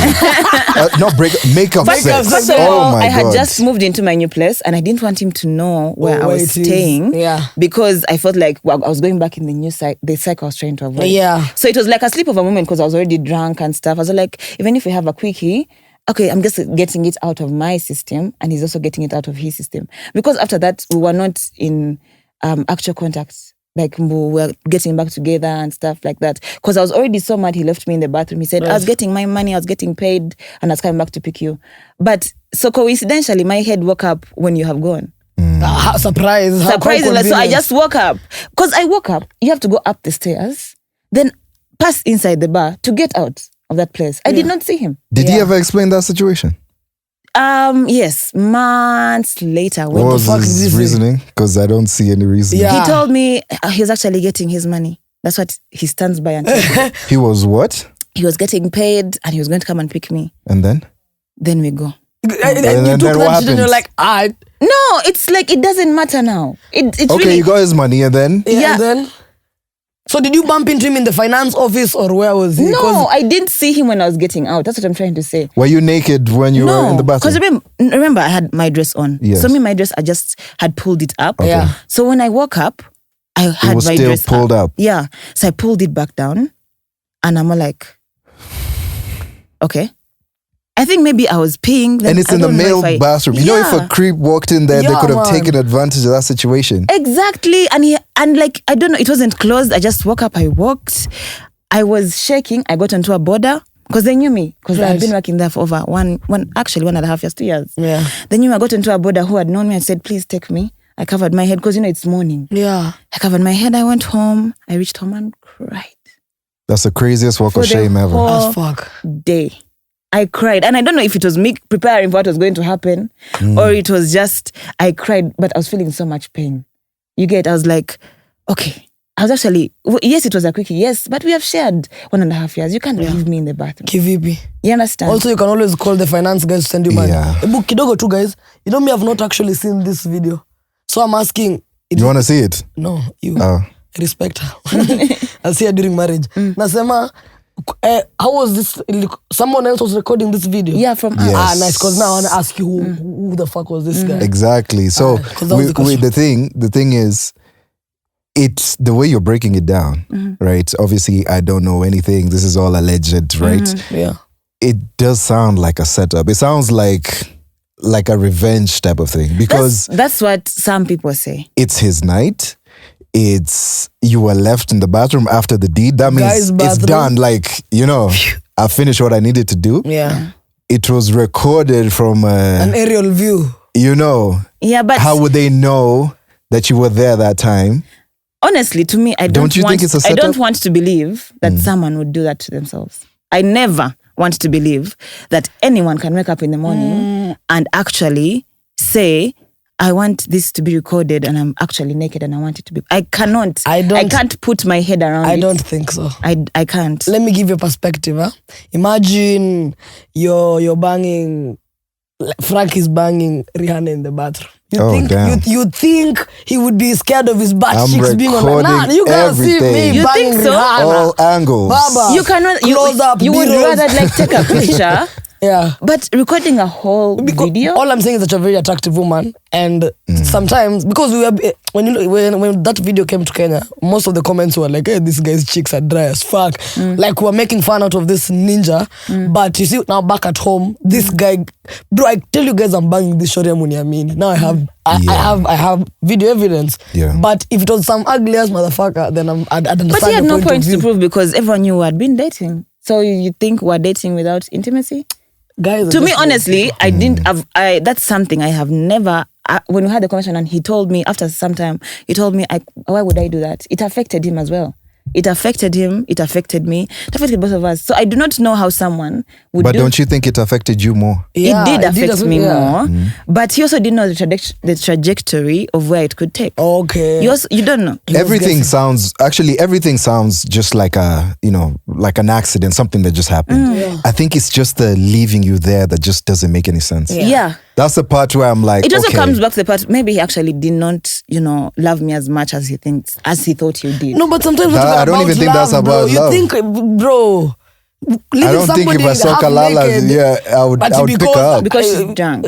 Pick me up, the fuck. Yeah. Even as a host at the club, if it's your night, when you go to the bathroom and see somebody throwing the fuck up and they're naked, you will definitely try to help as the host. Even a stranger, Bro, kwanza to make it worse, it was this guy's night, right? So technically speaking, he's responsible for everybody. Everything. Everything. So after getting home, did you actually go get checked? Because you see, at the end of the day, I can testify to when you're blacked out drunk. Oh shit, you're blacked out drunk.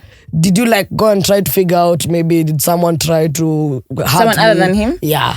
My mom did. Yeah, okay. She did that, and me immediately when it happened, I didn't think about it. I was just mourning my relationship. Yeah. I wasn't thinking about any other thing.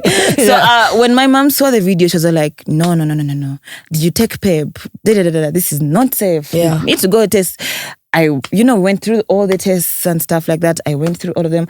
And when I was talking about this was not the first scenario. I'm talking about when I was in my first year, I sent my then boyfriend a video of me. I was holding my titties and I was not dressed. Yeah. So I was turning around, and this is someone I'd been dating as well. So when I sent it to him, 1 week later, that was the beginning of COVID actually. All right. 1 week later, guess why? At that time, they were not saying Nampera. Now, this time when I was training, it was Nampera. They were saying DJ Roger's sister. Yeah. Ooh. That was my brother. Well, this is before now. That was before this video. Yeah. So when it happened, that was because remember when COVID, we're all in the house. I have to tell my mom about it because I was in newspapers, and everything that happens to me doesn't happen in small quantities. It always happens. Things around me always come big. If it's good news, it's big. If it's bad news, it's big. Fuck, you get. So that's why my mom says I'm destined for greatness, because big things always happen for me. So it's like I sent it to him and he went offline. I'm texting him, I'm calling him. What happened? Why is this video? Now this video moved, but it was not moving with my name. You understand the difference? Yeah. This one, this sex tape moved with my name. And when that moved, it affected my family because my mom was like, why would you, in my bathroom, put your phone there and you're recording and sending a man? Why would you disrespect me like that? That time my mom took it so badly. Yeah. And it actually made me focus on myself more.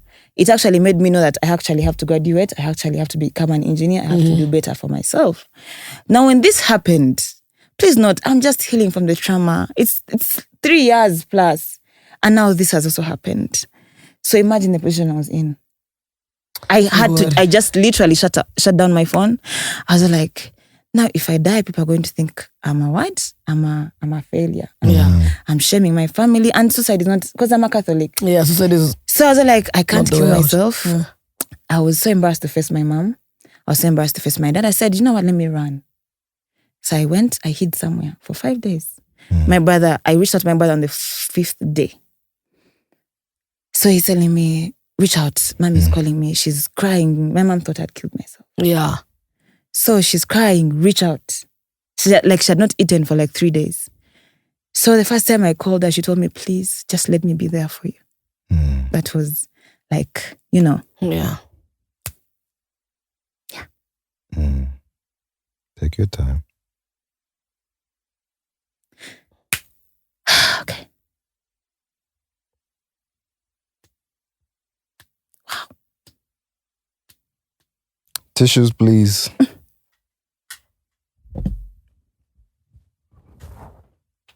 Relax. Breathe.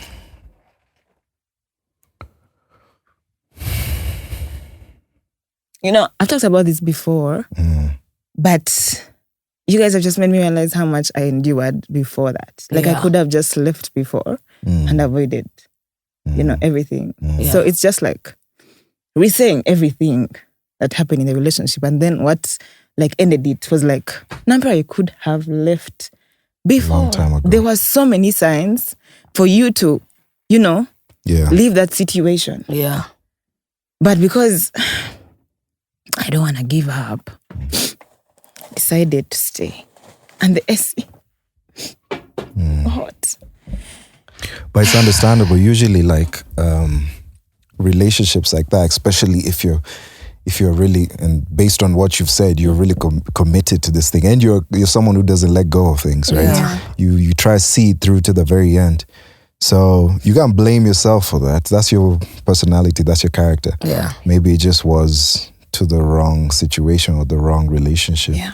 So it was, she was there. She called me and she told me, allow me be there for you. You get, and this is someone I had not talked to in months. I had literally chosen to have a life with this man and over my mom. Yeah. I had chosen that, no, I'm going to start a life with, This my boyfriend. Yeah. This is the person who's going to give me children. Yeah. My family, you understand? So, and this is someone I had not talked to. I had not reached out to. She had kept calling me to come back home to see her. It was like 6 months I had not seen her. Yeah. And she's calling and she's saying, just come. She came. This is a woman who has, my mom is, financially very stable. Right. She has her, her houses and stuff. And she comes and she's sleeping in my rental. Yeah.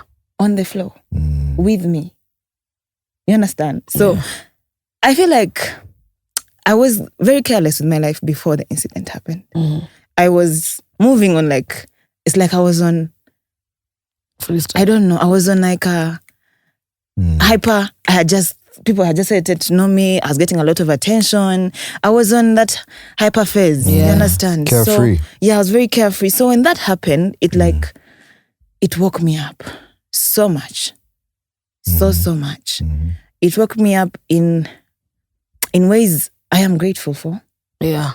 Obviously, do I wish it didn't happen? Yes. Obviously, if I could take it back, I would. Because you have to live with the shame for the rest of your life. But like I told you, I know how to make every situation work. Yeah. But it brought me and my mom so close.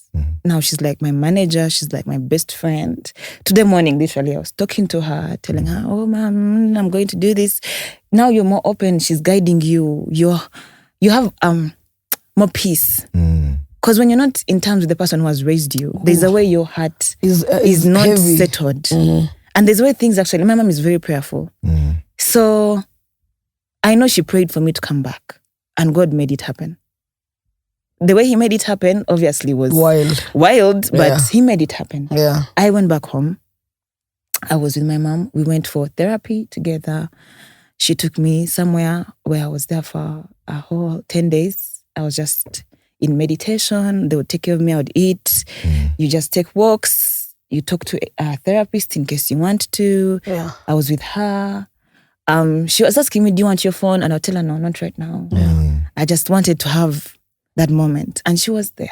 Yeah. Honestly, her being there was everything for me. It made the incident feel like it was worth it. Yeah. Does it make sense? It made like, okay, yeah. This was if this was the reward to what happened, then yeah, you could have gone a little bit lower, Lord. You didn't have to make it so wild, but it's worth it. Yeah, I understand. So that's the whole incident that happened, and people got to know I was number 7 trending in Africa, which is wild. That's pretty good. So there's a time my friend was telling me, I was on Pornhub scrolling and I saw your video and I was like, are you serious? Yeah. What type of friend is that? Why would she tell you that? Why is she on that site in the first place? What's she doing? That's not, let me tell you, when something like that happens, you get very unsolicited comments from so many people. I'd understand general public, but friends? So unsolicited. Because remember, these are people you have met in bars. In when you've been a host, you tend to make those kind of friends. Social setting. Yeah, social setting. So I was so embarrassed. I didn't go back to my job. I was not fired, but how would I go back to work? I was working as a software engineer by the time it was, I would walk into that office like the baddest bitch at the building. What you talking by about? By the time even it was everywhere in Uganda. If it was in Africa, if Kenya reached Kenya, just know it was everywhere. In Uganda. Did it affect the clients you had at that point in time? Did someone I didn't drop have clients. out? I had bars as clients and they wanted, and now more bars came. Okay. So you see, at that time, you're literally, I think your trajectory was still going to be, finish school, get a corporate job, work that direction. That was where my angle was. I was supposed to go do my master's, start working as a software engineer out there, do remote coding, and come back. You understand all those things. Those are plans I had for my future. So that situation changed your whole trajectory. Changed every single thing. It changed everything. So when people say things don't change, pain changes people. Happiness changes people. Things happen and they change. It changed every single thing. I had to take a step back and now results came out. Actually, thank the Lord, results came out 1 week after that video. Yeah. So when the results came out, I had excelled. Like I had said, I had a 4.18 CGPA. I think that's second class upper. Upper, yeah. Yeah. So I had excelled and the school was proud as well, but they were also like, Christine, you understand? They were like, let's first wait for her results. So when the results came out and they're like, so she's crazy, but she can she's actually intelligent. She can actually, pass and excel and stuff. And which doesn't come as a shock to me because, I've had, like when I went for the math contest in my P6 and I reached national level, I was also shocked. But from that time, I've not been shocked with my intelligence. Yeah. I'd be like, sometimes I write a paper and I'm like, damn, girl, you knew all this. Yeah. So it's just like, so when that happened, I obviously got more brand deals. There's a brand I wanted to work with then, but now I'm working with it right now. There's like, this has just happened. We can't, work with you then. But I didn't want to work with anyone because I was home. My mom didn't even want me to step out of the house. She's very, like I said, she's very financially stable. So she was like, no, it's okay. Stay here. Let's go change your name. And I told her, no, I'm not running. I'm not going to run. It's done. I did my research. I sat down and watched everyone who had gone through similar incidences. I really did my research. I watched everyone, how they pulled themselves up and how some hid. I watched the differences. I do a lot of research. So I wanted to know, if I take this path, what are the probabilities? You understand? If I take this path, what are the... And I said, I'm not running. Because even if I run, it will still catch up with me. Yeah, eventually. So I'm going to face it. I'm going to still put up my head. I'm going to still go out. I'm still going to, be Christine Nampera. You understand? Yeah. And the image people got of me, actually, it became my mask. Now me, I didn't create my mask. My mask came from... By force. By people. Yeah. So they look at you and they sexualize you. They're like, oh, Christine, she must be this... Because I'm twerking and stuff. They'll be like...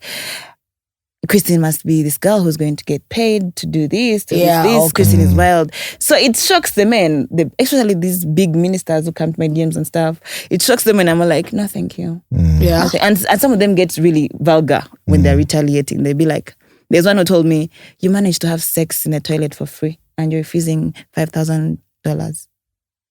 And I looked at him and told him I would have sex with that same man in a sewage tank. For free. Ring the than fucking have bell. sex with you. It's priceless. I told him, literally, you can't...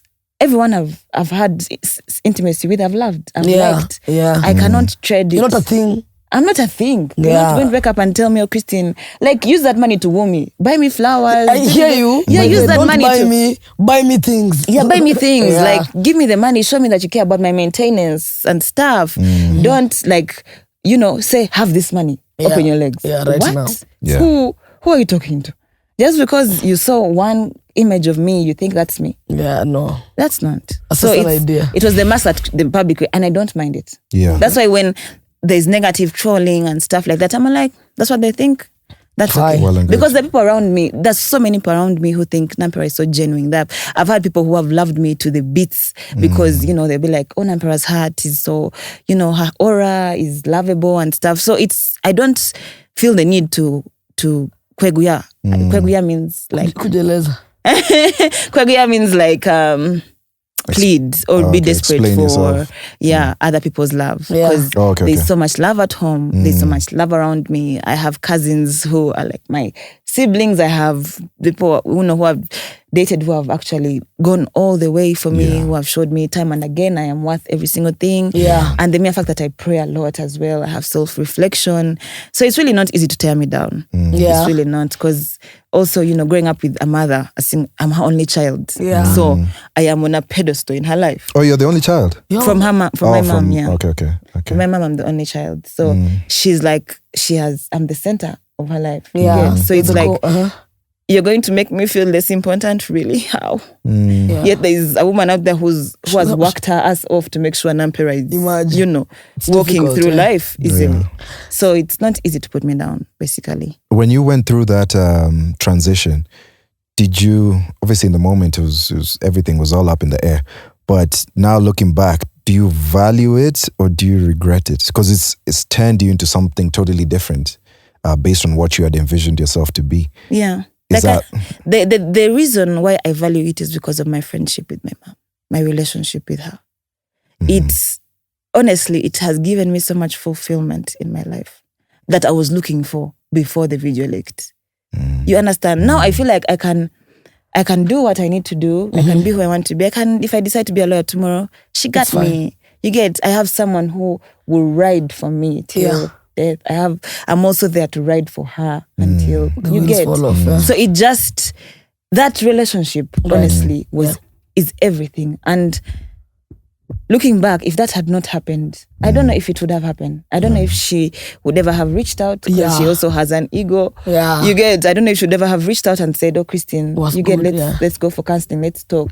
But she finally accepted therapy and stuff because of that. Solely. So it's just like, that is the biggest benefit that has come from it. The money is also a very nice benefit. It's a very enjoyable. The flying out and stuff, the trips, everything is fun, and but all that is tangible. Yeah, because I was wondering, if you were taking the route that you were, if everything was perfectly aligned the way you wanted it to be, would you be where you are right now financially, or? Yeah, because I'm a very bright girl. So if I had still gone to do the masters, I still think, I would still be better. Actually, software engineers get a lot of money and they don't need to be in the limelight. Though, I don't think I would be as happy as I am right now. Just about to ask would you have been happy? I would still be financially kawa, because obviously my mom, she prepares for me. So it's just like, she got me. But like, would I be as happy? Going out there and you're just coding 24/7. It was raining in school and I had to use the bar for hosting to relax me. It used to give me like a push for the next week. You go, you host, you come back, you're drunk, you go with your hangover, you rest Sunday. Monday, you can go. So you were looking forward to Saturday. Then you go back to the bar. You get, it was like a recharge button for me. And now I don't need that. So you're good. I don't need that. Based on obviously your experience and the things that have happened to you, do you still send nudes? No. They're not completely naked nudes. I would send like maybe to my partner. I would send send a picture of like my fingers. How'd you send it? Disappearing mode or? Disappearing mode. On Snapchat. It's like my hand maybe here, or maybe I'm in a nice maybe thong or something, but it's not going to be as revealing. Now, after this incident, of course I do understand that just people in general don't like associating with something negative that happened. So how is your love life after this? Because as in, did it get worse? Do people like try to just hit and run because they don't want to be associated as the boyfriend or the partner? It didn't even affect anything. It has. I'm not even going to lie. It still does, because you reach a point in time. I've dated 2 people since the incident. Okay. The first one was very understanding. Very, very understanding. He was a sweetheart, but he traveled for 5 years. He went to do psychology and stuff. So, and I can't lie to you, I went to long distance. So he was there. He was literally my friend, my partner. He understood me to a very, but I would not be able to. I didn't even want to ask to post him. I felt embarrassed to want to post him. It came from a personal, like... Embarrassed on his behalf. On his behalf. I didn't want to be there and someone is asking, so Christine is actually your girlfriend? That is your girlfriend? Nampera, the one who was in the newspapers, that's your girlfriend? Oh, you understand? Newspapers? I was in newspapers for 7 days. Newspapers? For 7 days. Your country's idol. When I tell you, I was the front page. The front page. So it was like, I don't want to put my partner in that position, because they care about me. Right. I see the genuine intention. They do love me for who I am. But I don't want to put them in a position where people are actually putting more words in their ear and be like, that's really the person you're going to take home. That's really the person you've chosen. There are other girls out there. No. Obviously now, the attention from men is a lot. Sexualizing is crazy, because, the ass and stuff like that. Men want you to do the exact same thing you did in the video. There's someone who actually texted me. Are you fucking my Instagram DMs. Yeah, I saw it, but I don't open them. I just scroll. Tell me how much to do exactly what you did in that video. That's what he said. And I scrolled. I was like, you know what? I don't have time to answer this person. Yeah. So it's like, obviously attention is a lot, which also, because the person is going to be like, there's so much competition out there. So many people who are going to try to use money. There are men who can pretend to love you for 2 months just because they know that the way to get Christine first, pretend you love her. Because you know, if you use money, it's not going to work. Yeah. You have to first woo her, pretend you love her, then she'll give you. So do you find it hard filtering these people? Yeah, I do. Absolutely. Absolutely. And that's where it comes to the relationship with my mom and my best friend. Yeah. It's just a situation where I tell her that this is the situation. So like, you're seeing it from your angle, but from this angle, it's like this. Yeah. You understand? I hear you. Have you ever gotten a job or lost a job because of that situation? When I say gotten a job, is a very attractive person, and I'm not going to lie, guys are very visual, okay? So you find that you've gone for this interview or you've been offered this gig, but then this guy is just trying to get close to you. Yes. There's so many. There are very, very many. And do you take the job? I have taken the jobs. Yeah. I take them because I'm a very polite person. Yeah. I can see your intentions from the beginning. Yeah. Even if you pretend. I'll look at you, read through you, know that this person, I get the amount of money I can get for the months I can get. You go. Then when I see that you're starting to be, friendly. Overly. Too friendly. I'd be like, I don't think this is a nice working environment for me. I have to leave. I have to leave. But I've added it on my CV as my I mean, a win is a win. And you've eaten some money. Yeah, and I've eaten some money. So I've gained jobs and I've also lost opportunities. Yeah. There's a time, actually, I think 1 month. It was not even 1 month. It was like 3 weeks. There was a condom company reaching out to me. Yeah. And they wanted us to work together with him. I said, you guys are crazy. You all are crazy. I'm not doing that. I'm not doing that. Wait, with the guy? I mean... Okay, how much is the bag? You know why? How much is the bag? It was a lot, but I did research. Like I said, I like doing research. I did research and I looked at this girl who did the lifeguard poster. And on Twitter, things are lifeguard, that condoms? What is it? The blue condom. It's called what? Durex. No, Trust. the one that has a girl and a man behind. Kiss? No. Trust. It's a I don't use condoms. It has a Joking. it has a lady. It has a lady and a Rough Rider. No. Which one? This chick they have been on. It's called lifeguard. I'm sure. Lifeguard. Okay. It was there on the poster. It was actually a very big, a very big billboard at that point in time. So I did research and people are still using it against her now. She's a mom. And for her, she didn't even have an incident prior. She just did the gig. And people were still calling her lifeguard girl. Well, I think whatever the condom name is, they were still calling it to her on her Twitter, and I was still seeing it. And I was like, if someone who didn't even have a bad reputation had done it and she's still getting the scrutiny, then now me. Already the public thinks I wanted this. Already the public thinks that this is something that, why would I put myself in that situation? My mental health priority. True. Yeah. So if a gig, however big the bag is, touches my mental health, I do not take it. So what's your take home from this? Honestly, what would you tell someone about revenge porn and how to deal with it and what you learned from this whole situation? Honestly, feel your feelings. If you have a place, in any kind of pain, if you have a person or a place who feels like home, be there. Because you'll need a lot of healing. A lot. You're going to think you're okay 1 month in and someone says something that takes you back. Yeah. You're going to have... And there's nothing like blaming. If you sit and you say, I'm going to blame this person for what has happened to me, you won't heal. Yeah. It's just accepting this has happened. Own it. The milk has spilled. It's done. Whether the other person intended for the milk to spill, whether the person poured the milk down on you, whatever it is, the milk is spilled. It's gone. Yeah. It's not going to change anything. Just you learn from what has happened. You know that, what, in this situation, I'm not going to stay in a relationship where someone is clearly hating me, but they just want to make it work for the public. Yeah. You understand? Yeah. You learn from situations like that and you just be like, basically what I can say, make lemonade out of lemon. Yeah. Make it work. You gotta make it work. Because what are you going to do? You can't decide to end yourself. You're going to actually look like a loser. It's your loss, not anyone else's. We're going to forget you in 2 days. It's your life. So you gotta make yourself, you can build your own way and trust God. Pray. So yeah, that's all about me, and I guess it's time to go to Frankie. Are you sure?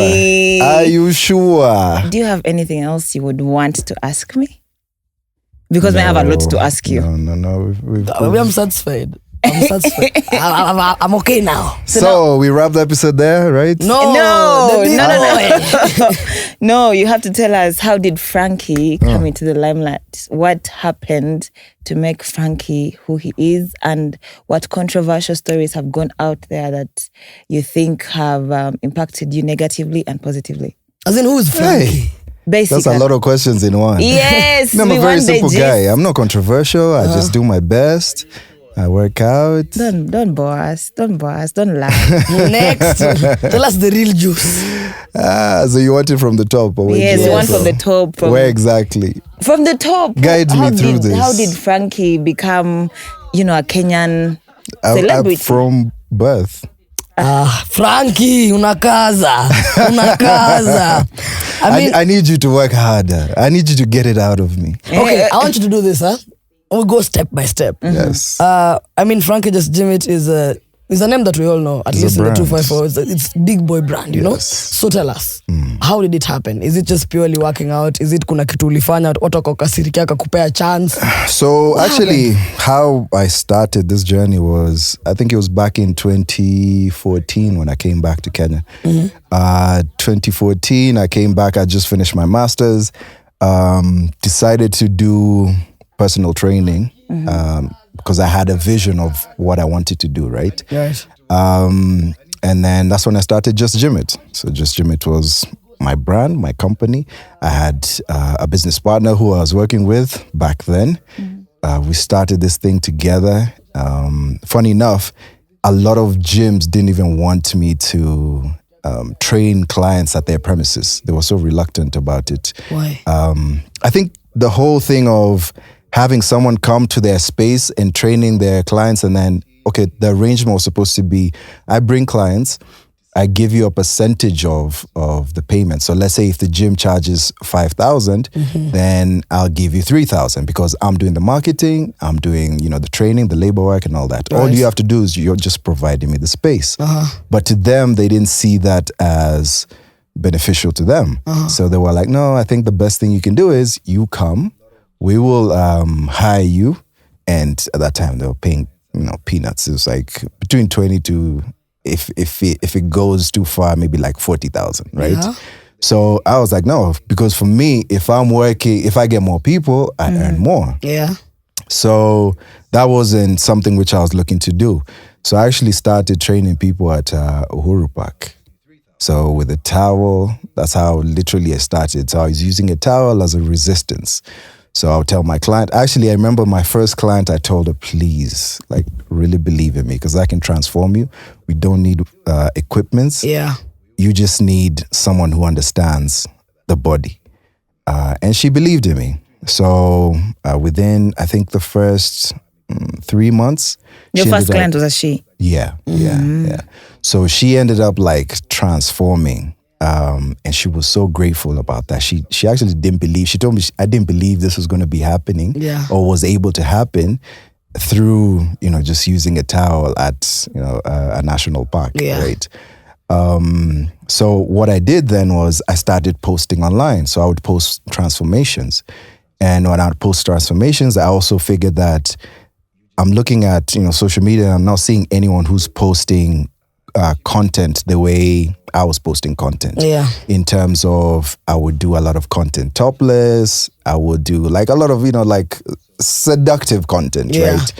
But then also I would post the transformations as well.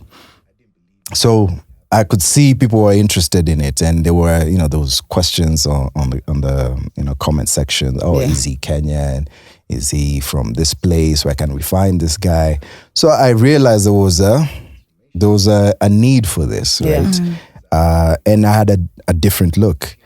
So from there, that's when I started building traction. And people started reaching out. Actually, gyms started now reaching out. And they were like, yo, we would like you now to come and train at our premise. And now you want. And now you want. You see the vision?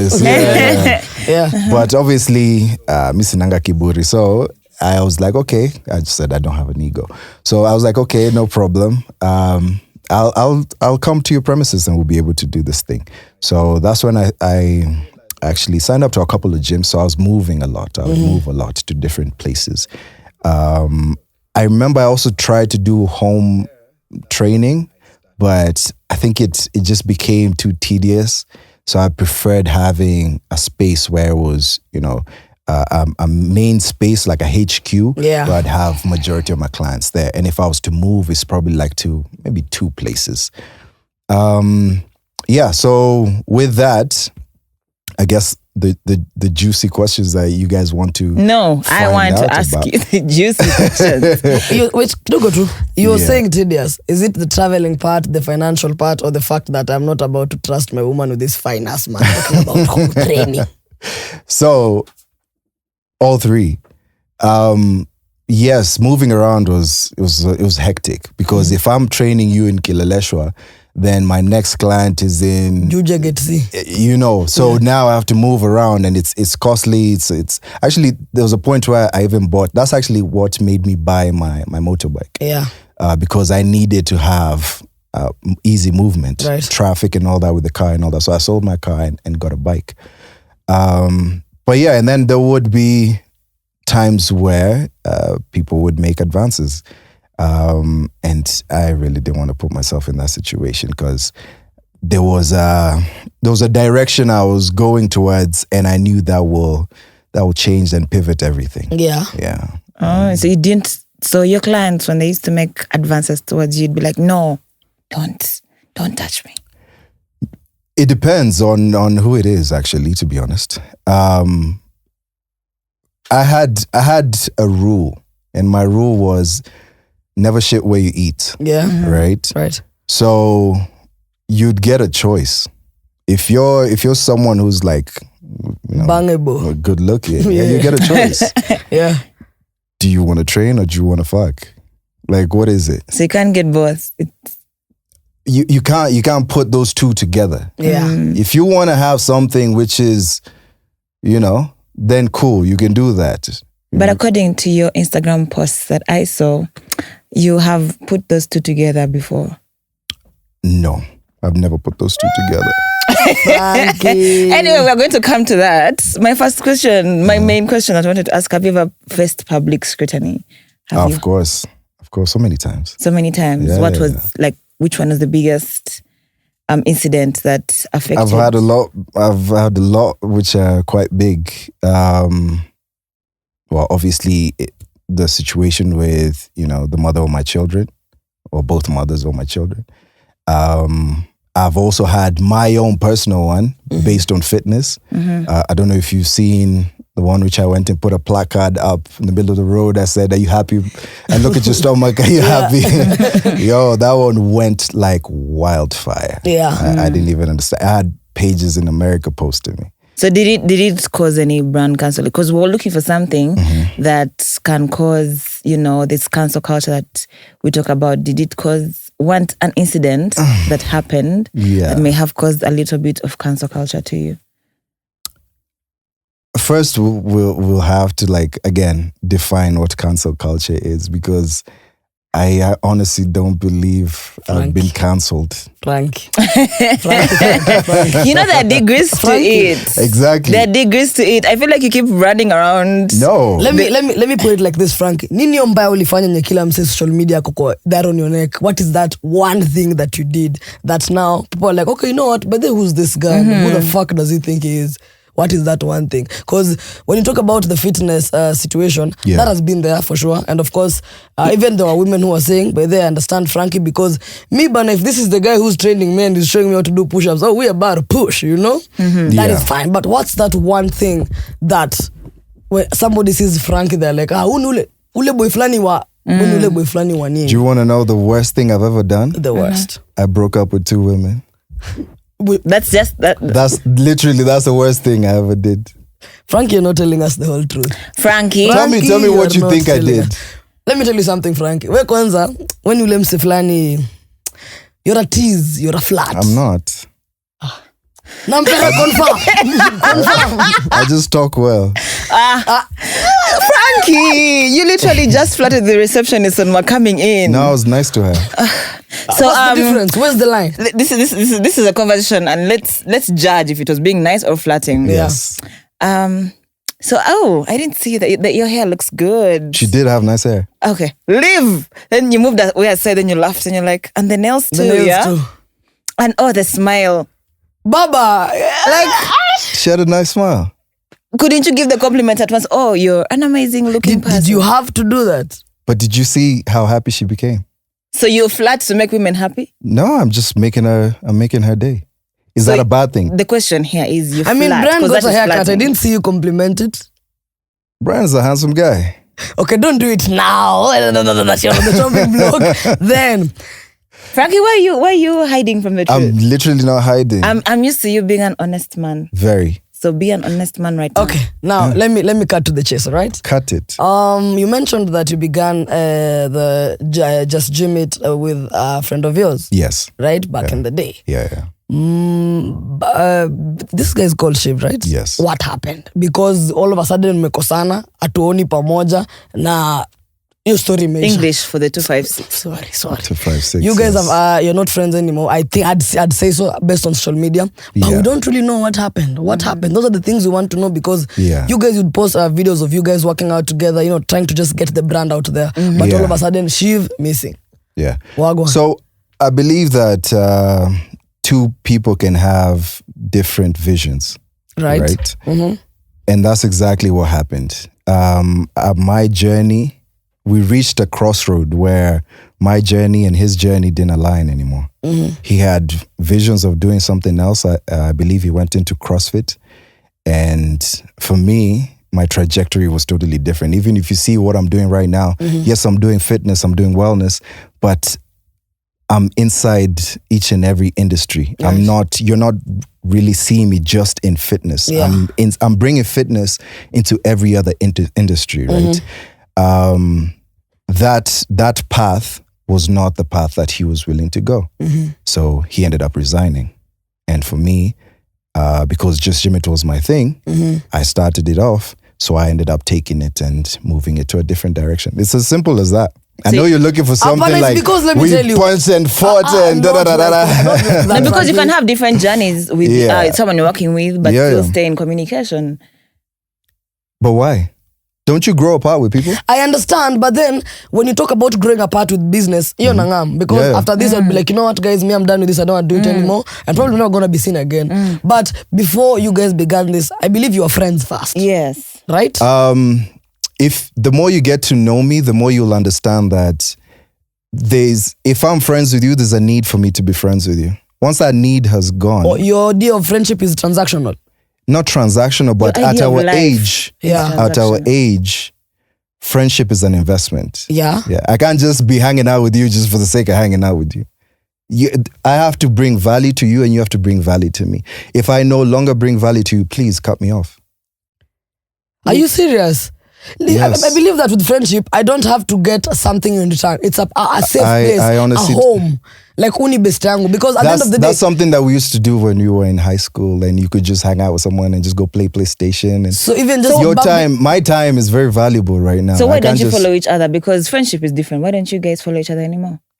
I don't know. Does that count as friendship, following someone? No, because in a modern day where you follow me on social media is a big deal. I don't follow the mother of my children, but I talk to her. You just seen her calling me right now. That's a different situation. Where's the difference? Which we are coming to, but that's a different situation because you're saying it was mutual agreement of let's take our different routes. It doesn't need me to go and look for the person's name and unfollow them on Instagram if I've been following them and working with them. So what happened? Because you're hiding something. Frankie, are you a user? Tumia watu. To be honest, everyone is here to be used, just not abused.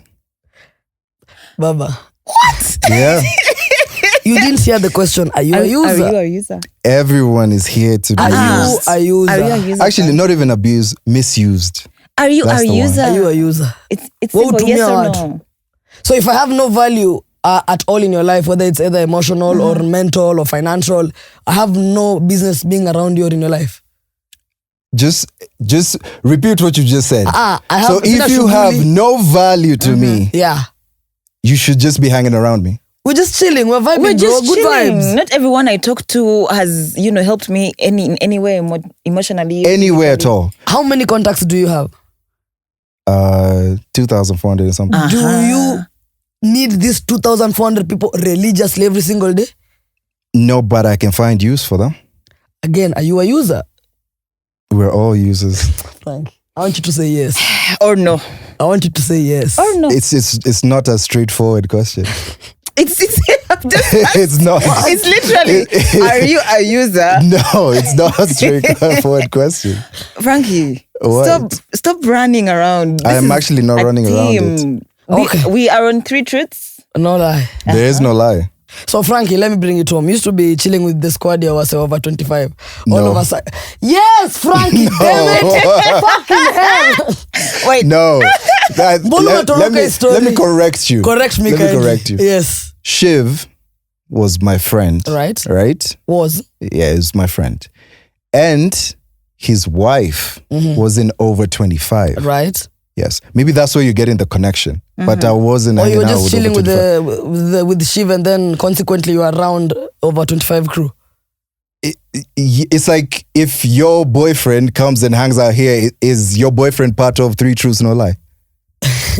I don't have a boyfriend first. Whatever it is. No, but the thing is this, you see, hata kama atakuwa hapa chilling with us, but eventually later on we go at least maybe for a drink after this, we get photographed probably at a club. He comes for another episode, again we go out for a drink, get photographed. Technically speaking, wasota piga 1+1 wadhani, sisi ni He joins the team. Sisi ni mbogi. Wow. Then now all of a sudden, aache tu kutokezea completely. Pod be like, na by the ule kijana fulani mwenye anakuanga, yeah, I'm about to describe But him. obviously, Aliendanga if you are, again, if your boyfriend was hanging out with us, they're hanging out with us because of you. Right. Yeah. If you no longer exist in his life, why would he come and hang out with us still? Does that even make sense to you? I mean, I hear you, but all I'm just understanding about you is that every single thing you do is 100% transactional. Yeah. Not really. Does this go? Tell me one thing that you do that you have nothing to gain. You're just doing it out of a kind heart, ama it's something you're interested in, but you sijui kama unaningam. As in hakuna kitu fulani tu yenye unaweza do bila This is actually bila what's in it for me. Yeah. I mean, she's just explained how I just made someone smile today morning. I do that often. And I do that for free. But That caresses your ego. Something that I it does something to literally your don't ego. gain anything from that. You do. You do. What do I gain from that? It does You this to caress your your ego. yeah. You want it Not to be really. tickled. Because you know that she liked that comment because it came from you. Let Yeah. some ugly ass motherfucker come and tell her you smile. Like she's gonna immediately. So it kind of comes back to you wanting to feel nice about yourself No. by making someone else feel nice. So does But this? if I have the power to do that, shouldn't I do it? There it is. Oh my God! This first of all, this explains so much. Sana. So much of what? Explains so much. So let me not ask. Let me ask you this. Please. What are the difficult moments that you have faced in your career, and how did you overcome them? Okay.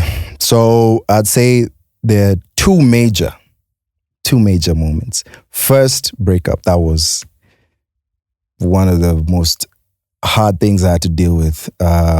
One in my life, my personal life, and then also in my career as well, because I didn't know how to handle it. It was something new.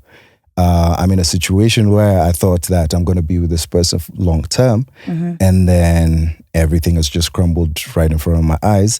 And it's not crumbling right in front of my eyes, it's crumbling right in front of your eyes.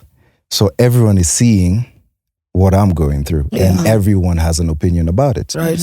And this is the first time I'm going through this whole situation. So definitely that was one of the toughest situations that I had to deal with.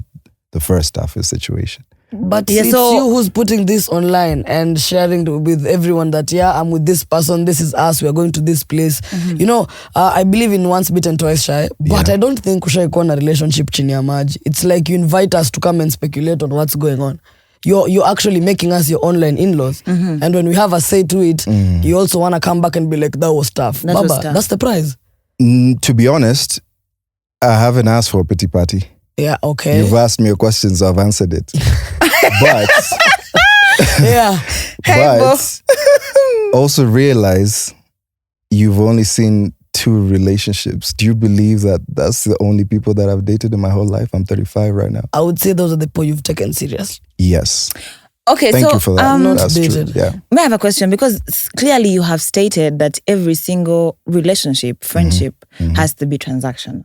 Yeah, it has to be in a way of you're benefiting. Beneficial, something. not Yes. transactional. Beneficial. Yeah, so you're benefiting something from it. Yeah. So this lady you claim you saw a future with, you had. So what was the benefit in that relationship? How did it start? How were you benefiting? Did she know that this was actually the person, this is the ideology of the person she's having a future with?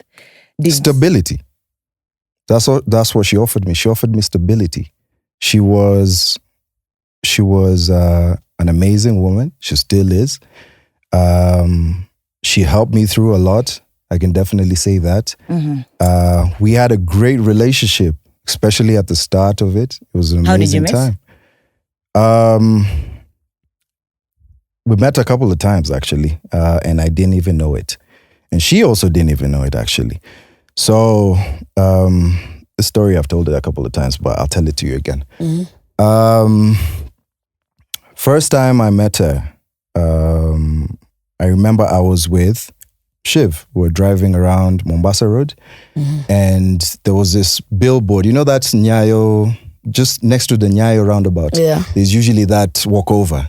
So there was a billboard there, and the billboard was for what's this hair called? This hair company? Darling hair. Yeah. So there was a number of hairstyles there, and one of them was named Bobby. So I remember just tapping onto Shiv, and I was like, because he was driving, I'm like, yo, Fine, babe. who's that girl over there called Bobby? And it's like, usually these girls are not even Kenyan, they're not from around here, blah, blah, blah. So we moved on, forgot about it. There was another day I was on social media. I'm talking to a friend of mine, just scrolling, and I see someone's graduating. I'm like, oh, okay. I click onto it, enter the page, and I'm seeing the graduation photos, and I'm seeing one lady there. So I'm asking her, yo, who's this friend of yours? She's like, oh, she's just graduated. She's a lawyer, blah, blah, blah. I'm like, oh, nice. Maybe if you guys are doing something, we can always hang out. Because she knows me as a flirt. Yeah. Right? So I was like, okay, no problem. We can organize one day.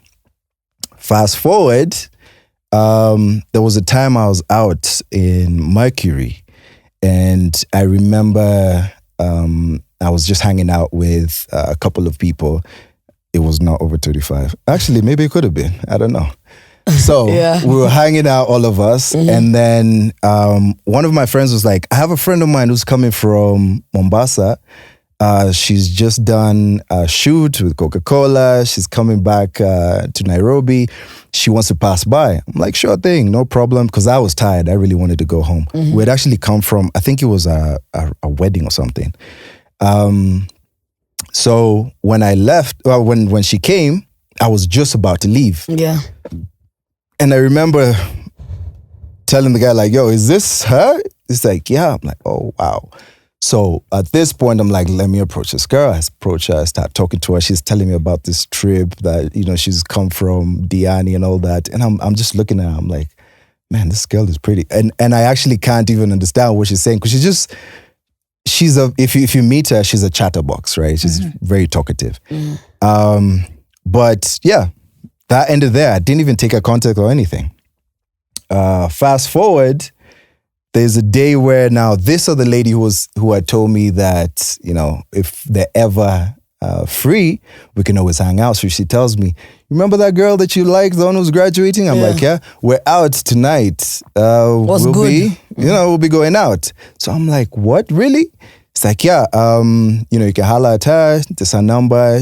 She says she's cool to like hang out. So I give her a call. I'm like, where are you guys?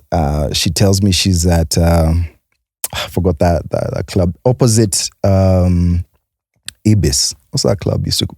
Deja vu. Yeah. So she's like, yeah, we're in Deja Vu and all that. And I'm like, wait. Right now, I'm literally at Riverside. And at that time, I'm in Langata. In my bed, sleeping. Yeah. So I'm like, yeah, just come from my friend. So maybe I can pass by, Real come quick. see you real quick. It's like, oh, yeah, that'd be great. That was awesome. This was 24th December, right? You still remember the day? 2014, sorry. Right. 2014. Yeah, remember the day like it was yesterday. And then I called Shiv. I'm like, yo, wake the fuck up. We need to head out. Yeah. So Shiv comes, he has a Santa Claus hat on. I'm like, what the hell is going on? I was like, yo, it's Christmas, man. Let's go. Yeah. So put on our clothes, drive all the way there. We get there. I walk in. She's literally like dressed up pretty much like Santa Claus, like, the whole shebang. And I'm like, what? This is amazing. Like, this girl she's just free. Like free-spirited. We talked the whole night. Like we just hanged out and chatted and chatted and chatted. And then we even offered to drop her home. We took her home. She's like, oh, you guys can come up. We're like, really? This is like, I think it was like 3 or 4 in the morning. Yeah. We go up to her house. She's making us tea. She's going to change. She's wearing like little booty shorts and like glasses. I'm like, wow, this girl is beautiful. Yeah. And goofy as well. Who makes tea at like 3 a.m. and 4 a.m. in the morning? Yeah. She makes us tea, like we vibe. And then, yeah, Shiv and I ended up going home. And ever since that day, every other day, I was with her. And that's how I met her. And then I remember there was another day we were just hanging out and we were actually driving past Mombasa Road. And she's like, oh, these guys haven't taken down my billboard. I'm like, what do you mean they haven't taken down your billboard? She's like, Bobby, that's me. I'm like, what? Shut the fuck up. You're joking. She's like, yeah. I'm like, I've had a crush on that girl for a long time. Then another time she's telling me like, actually that same day, she's like, yeah, we shot this thing literally after I'd come back from Diani from the Coca-Cola shoot. Yeah. Then I'm like, when was that? She told me, remember that day I even met you guys? I'm like, oh shit, that was you? Right. So she's the same girl who I met in Mercury. Mm. So I told her, like, I keep telling her, I think I fell in love with you 3 times. Yeah. So I've known her for a long time. So then, Frankie, but let me ask you just something. And I think this one is you to blame. I feel like ukona tabia. When I say tabia, I mean like it's like you have a pattern, right? Because now you're talking about how the whole idea of her being dressed in a Santa outfit is something that caught your attention. But equally with the second baby mama, you guys also dished out photos in Santa Claus outfits. How do you think that makes somebody feel? Because as much as yes, we're done and history measure, don't go recreating our things with another person. That's definitely gonna make me feel some kind of way. Umekuja mmevaa What? Santa Claus wanadu. So the one thing you liked about me What? is not going to do another woman. No. I really don't think you thought about that question. Bro. What? So I can't wear Santa Claus outfits because I had a Santa Claus outfit. If this outfit. is a thing that it was like I have a thing for Santa Claus. You have a thing for Santa Claus. No, you see? I had a thing for her. Also, when you're done with her, you now go taking pictures of other women in Santa Claus I outfits. think what she wants to say is you had that moment and it was a special moment to you. Thrice. Didn't you tell her that it wasn't a special moment because it was Christmas Eve. It was a special moment because I spent time with her there. No, you That's why it was a realized special when you moment. found her, like, I could have met her in June. From your statement, and I would still feel the same way. From your statement, you've just said that when you saw her in that outfit, it made you feel like, okay, she's pretty, this she's is funny, someone she's who's smart, goofy she's enough for me. I saw Shiv in a Santa Claus hat. Does that mean I can't have a friend who has a Santa Claus hat? Your point is non-valid. That makes no sense. Because you see, I think in the last 1 minute you've said Shiv like 75 times. Yeah, because we spent time together. But you see, that's the thing. When I now ask you when you guys fell apart, because the stories you're telling me about Shiv, these are those stories that, you know, that your friend, that your boy, like that's your G, that's my G. Story, let's go. So when all of a sudden it just gets out of your life, you can't solely place it on business and you expect me to believe you. That's what I'm trying to say. I'm sorry, but you have to. I can't. You're lying. Frank, you're lying. 3 truths? You're lying. Because you wanted to tag business to that relationship, but now I'm hearing you talking about you're driving around and you notice a show like that show is fine. You get called to meet. Realize I've just come to Kenya in 2014. So I've never been to Kenya. I've lived outside of Kenya almost 10 years. Shiv was the first person that I befriended when I came to Kenya. So sense. I didn't have anyone who I can just friends. So I would literally if you look at that first journey from 2014 all the way to you can probably say maybe 2016, around that time. That's when literally I just knew Shiv. That's the only person who I was hanging out with. My main concern was building JustGymIt. I wasn't here to look for friends I can go out and party with. And then mind you, I'm not like every other person. I'm a fitness person. So my intentions are not to go out and find friends to party. For sure. My intentions are to find friends who align with my vision. Right. My vision is fitness. I go out and I'm getting drunk people leaning on me, telling me, hey, tomorrow, man, we should work out. And I'm like, you're not going to do anything about it. But I know Shiv will call me in the morning and be like, yo, what are we working on today? Go on, bro. Yeah, we're doing chest, we're doing back. And I know I'm going to get a good workout in with him. So understand, it's a different dynamics. How my life functions is not the same way everyone else's functions. Mine is home, gym, business. And gym is business. Okay. So, you understand? Yeah. So back to the first love of your life. Yes. How exactly did the breakup, how did she put the breakup up out on the internet? How did that go? How was it? I wasn't there. So. Who said we are done fast online? The first situation. First of all, what led to that? Because you having that conversation, I don't think she'll just wake up one day, you're in a happy relationship, you're jumping and laughing and kissing, and then she wakes up and says, no, the relationship didn't end 2015. Because we met in 2014. So obviously there's a whole 4-year stint that we had, almost 5-year stint that we had of us getting to know each other and getting to understand each other. And then obviously there were, with any relationship, issues, and there were times which we would, not break up per se, but just like separate. Separate for a bit, and then of course, because you love each other, you get back together. But then, it reached a point where some things were, So then, how did the conversation come out to the public? There was, I really don't know how that information came out, but it came out through, I think it just came out as leaked information, maybe from close friends or whatever, but also because, like I said, we were putting ourselves out in the public. So one thing that I noticed was if I go a couple of days without posting her, then people start asking. What's going on? You understand? Yeah, so it was very easy for people to start now. Hey, I haven't seen your post. Hey, Mama Nani, yuko wapi? Oh, you get people are also. So that is the reason you got famous. That's the reason why people were because you broke up with someone. Literally, that's the craziest part of it. Literally, that's like, so now what happened was when now that situation happened, obviously there was rumors that were going around, right? Definitely, it's very hard to, or very easy, I guess, to make up a scenario or a rumor if you have a person that looks like me. Right? Tattoos, I ride a bike, I dress in a certain way. You understand? So it's very easy to say, oh, he cheated. Did clearly. You?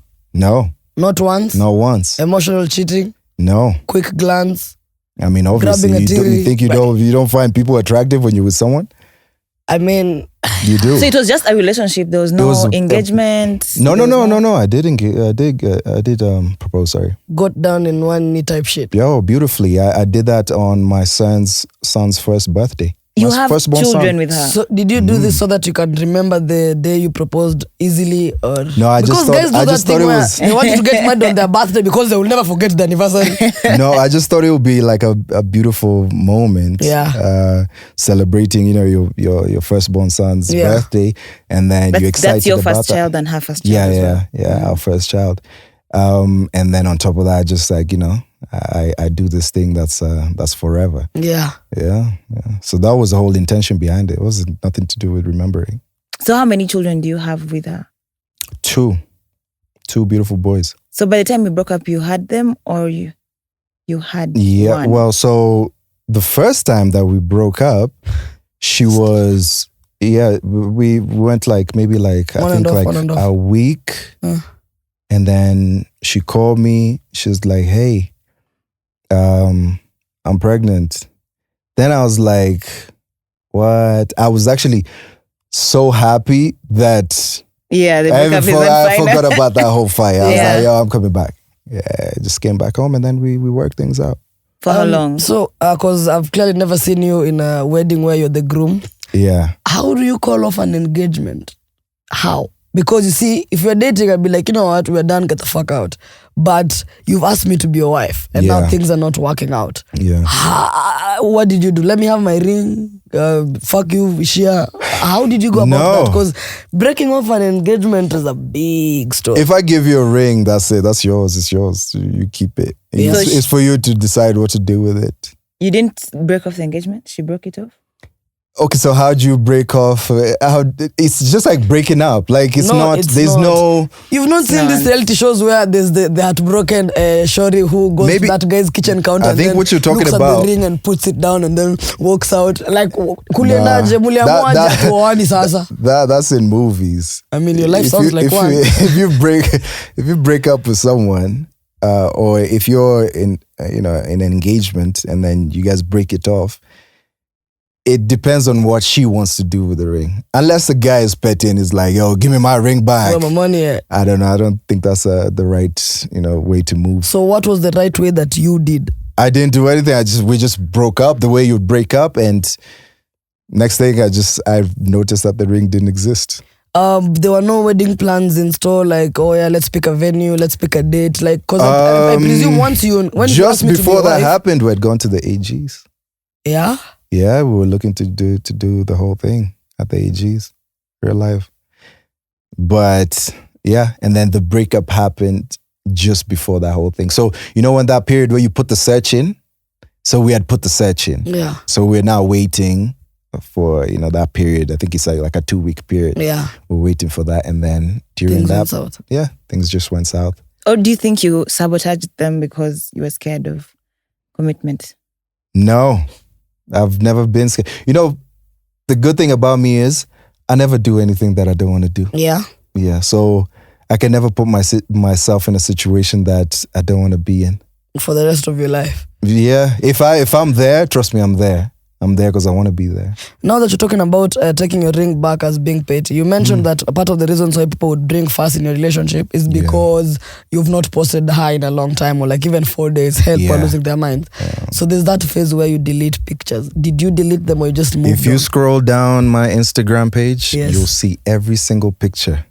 Every single, from my first relationship to my second relationship to the new me right now. You'll see every single thing. But because I believe that if I'm dating you, delete all those other fucking hoes in your Instagram. No, we're not about. I'm not that's about. You're not about to be kissing and that's me. That's my page. Then when you go 75 weeks ago, you're kissing another girl. 130 weeks ago, another girl. No, but it doesn't bring fracas in relationships. This are not just any other girl. These are the mothers of my children. Exactly. So I can't I'm not looking to erase them. But your second baby mama, at some point, mother of your child. Let's first the second one, at some point, you had to have dated her first, right? Yes. You go, unamkatia, kidogo date 1-2-1-2. You understand? Because it's not like you met her today and she got knocked up tomorrow. Unless you're not saying that. And if I was to date someone else right now, they'll have to understand. They'll have to understand. There's someone else. But it's social media though. It's not that deep. I feel like we are. It's not about being deep. I'm not asking you to stop picking up her calls and stop showing up for your kids' activities. I'm telling you. Okay, what message is that sending to them now? Ooh, there's that part. What message are you sending to them?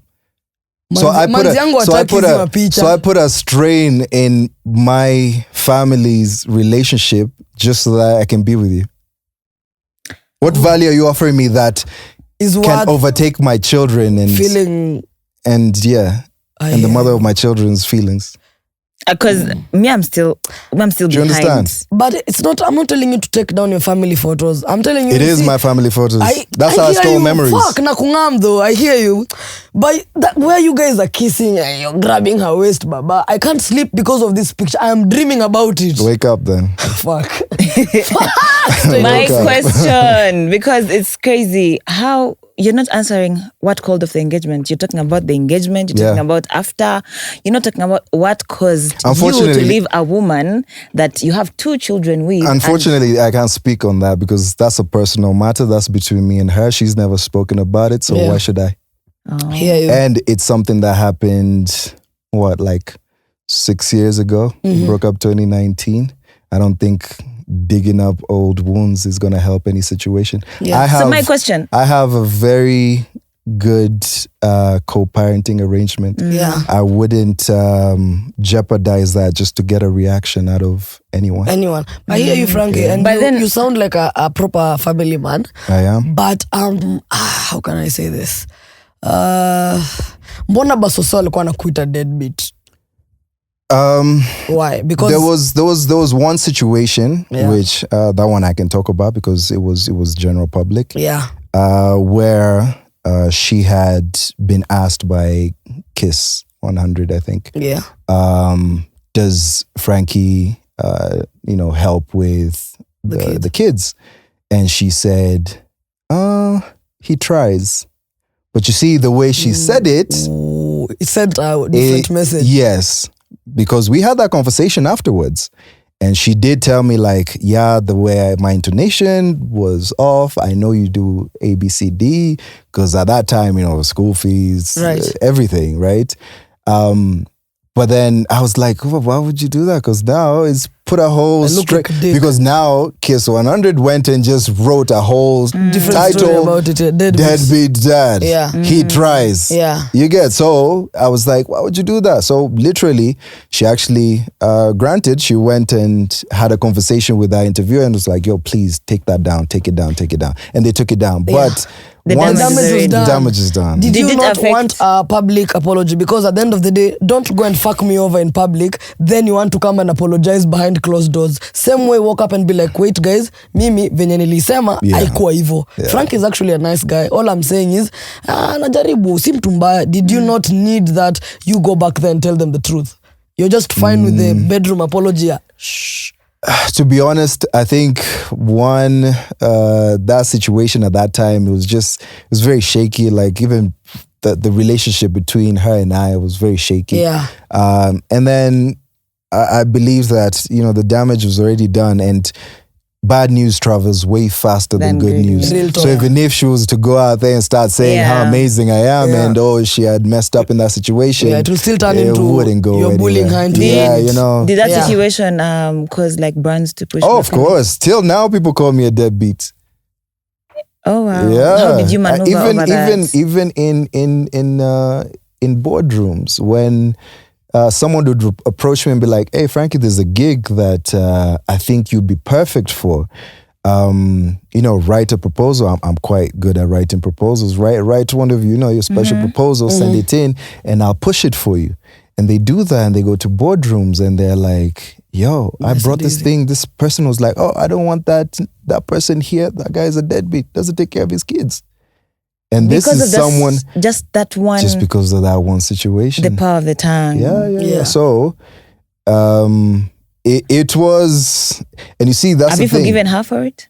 A long time ago. I don't think Frankie unabebanga grudge. You don't look like the kind. I don't. A long time ago. We're in a good place right now. We talk, and we take care of our kids. Nice and easy. So when that information of coming out as a deadbeat, were you already with your second baby mama at this point in time? Yeah. Actually, because I got into that situation quite fast. Yeah, I believe. Yeah. It was probably maybe 3 or 4 months after that situation, I was already seeing her. Were you messing with her while you're still with your first mother of your kid? No. And actually what had happened was there was a time where I was doing, athleisure, right? And we had our pants and all that. We had brought them in. So I'd sent it to a couple of people. There was Natalie Tewa, there was Corazon as well. We sent it to a bunch of people. I think even we sent it to Murugi Munyi as well. So when I sent that to them, I think now later on, and it was during when I was still in a relationship with Maureen. Yeah. Later on, once that whole breakup she's called Maureen. That's a beautiful name. YT2. So afterwards, right? People did their digging and were like, "Oh, look, you see, she posted and tagged JustGymIt." So they were definitely dating, and that's why when I was going through, that whole breakup situation, Corazon and Natalie Tewa were the main rumors at that time. You get, because even there was a rumor that I was dating Natalie Tewa. Just because people went and found out information from that time, I sent out, and it wasn't even me, it was my assistant who sent out all that stuff. I hear you, Frankie, but you see, let me tell you, if I was with you, and of course we tuachane and we become civil about it, then whatever the rumors that were going around, like, bro, you actually it's going to be difficult for me to believe that you're not fooling around, because there's no way that it's coincidental that you actually send them fit and merchandise. Yeah. And then later on, after you break up after like 3 months, boom. It's fucking hell, I'm not mad. You see, because I don't know what you'd tell me for me to believe you. That's the truth of the matter. No, I understand you. Trust me, that one, I agree with you.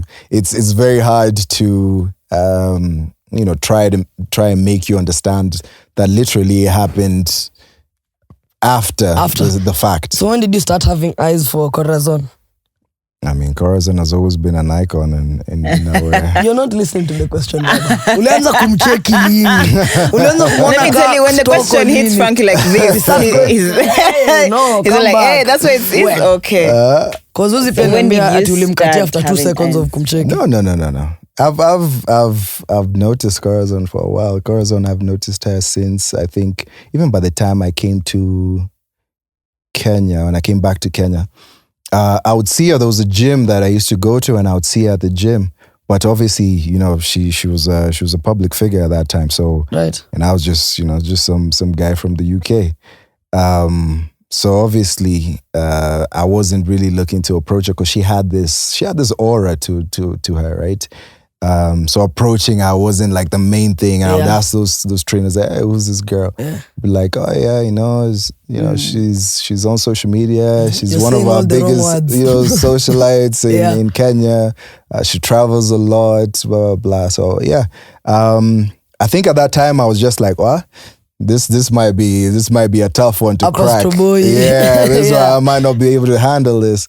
So I never really pursued her during that time. And then obviously now when I met Maureen, and then everything happened. All I'm hearing. Then now afterwards, because now I remembered that, because she was on, I think it was on Snapchat as well. I saw her on Snapchat, and at that time she was looking to bring in her own. I think she was starting her clothing line, Genuine Active. Make sure you go buy that. Support my kids. So she was starting her line, Genuine Active. And I remember I was giving her tips, because for me, that's where that's what I was starting off with. I was trying to bring in athleisure. So she was bringing athleisure as well. So I used to help her with that. We would chat, blah, blah, blah. And then I was like, yeah, cool. I mean, we can hang. And then that's when we met up and we hanged. So this is after the whole deadbeat dad situation? No. This is when you. So deadbeat happened after, like. You had already started talking to her by the time. Yeah. Deadbeat happened probably 6 months. After you started talking to her? After the breakup. Oh. Yeah, around that time. Yeah. So how did you react to that? It wasn't like immediately. Yeah, because now, now I'm confiding in her. So I would, and the other thing was that she had also come out of a relationship. Yeah. So perfect timing. Like trauma bonding. We were like, we were like, going through it, right? Together, so it's to console each other. We were going through it together. To put your legs on.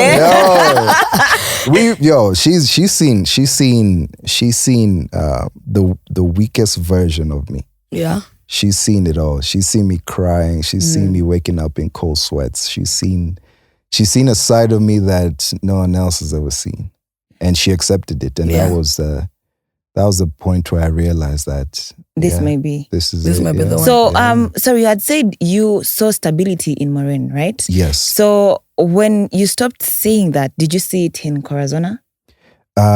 Corazon. Sorry. You can take that to the bank. I stand corrected. With Corazon, I saw myself. Corazon is literally a mirror image of me. Like, she's my twin. Yeah. And I believe that's why we get along so well, and we also don't get along so well. Yeah. Because we have the same energies. Yeah. So mnagongana. Yeah. So that's what I saw. I saw myself in her. Yeah. So is this, I believe that people usually say you can rush into a marriage, you can rush into a relationship, but one thing you cannot rush is deciding that this is the person that I want to have kids with. Yeah. Because I would say pretty soon after you guys got together, you expected your first child. Yeah. So is it because ulifeel ni kama ni mtu wangu ama ni those oops situations? Yeah, I mean, it was an oops situation. I wouldn't lie to you and say, we planned it and we had this whole journey mapped out. It's the same situation with my situation as well. Yeah. But we were okay with it. I told her, we go on there. Yeah. So when I did research about you and they were calling you as sperm god, because the ladies you have given babies had not, had those situations before, and they're respectable and elegant ladies. So do you stand by that? Do you actually believe that I'm a sperm god? No, I don't. Okay, well, I work out, I eat well, so obviously my sperm count is better than the average man. Yeah. Right. But I don't think I'm a sperm god. You just have super sperm. No, I'm just fertile. You get. But I mean, I don't really want to speak too much about, especially like Corazon's situation. I think she's done a video about endometriosis, which you can go check it out on her YouTube channel. But yeah, she was going through that. She was battling that, and she had her surgery with that. And obviously, with that, you understand that the chances of getting a child is not very slim. Yeah, but then comes Mr. No, she also had a good gyno who made sure that surgery was a success. Yeah. And then again, when she had that not the opportunity, but when she found out that she was pregnant, do you really want to take that away from someone who's difficult? You cannot do that. Amazing. Yeah, so I was like, look, I'm here for it. We're going. So those are the only two ladies who have told you I'm pregnant. Funny enough, I've never actually had a scare. So this fuckboy facade that we have in our minds, we should just clear it up. Because me, I would think being Frankie, I mean, you're physically appealing, you're flat, siati kiganji uko nje, bana, we are going to lie through the teeth. I'm pregnant with 15 twins, Like you've not had that situation, or you're not as reckless as we would think you are. Yeah. I always say it's a good thing that I had my fun when I was young. Yeah. I started fooling around when I was very young. And the fact that I did that by the age of probably like 22, 23, you were done. You've had your fair share. I was done, yeah. So the fact that I did that, and then I did it in a country where sexual health was a thing. Yeah. Like, I believe, even here, till now, I have friends of mine who, when I say, I'm going to, get a checkup, they'll be like, why? How are you feeling? Do you feel like you're dying? And I'm like, no, I'm just getting a checkup. Yeah. I'm like, what? No. Once you start getting a checkup, that's when you find out something's there. And I'm like, what? They hit you with the utapata kenye unatafuta. Yeah. So I'm like, I know, but I get frequent checkups. Yeah. So, but in the UK, I think it was just a normal thing. And we would actually go for checkups maybe like after every 3 months. Yeah. Get a checkup. And then once you get the checkup, they usually give you like a whole pack of condoms. Right. So you go home again, you're protected as well. We strike so it was never like I have to be cautious about it. So you began being intimate at an early age. Very early, about 15. Just prior to us coming here, I remember I was trying to have a conversation with Brian and something to do with step siblings, right? Yeah. And I told him that, let me tell you something.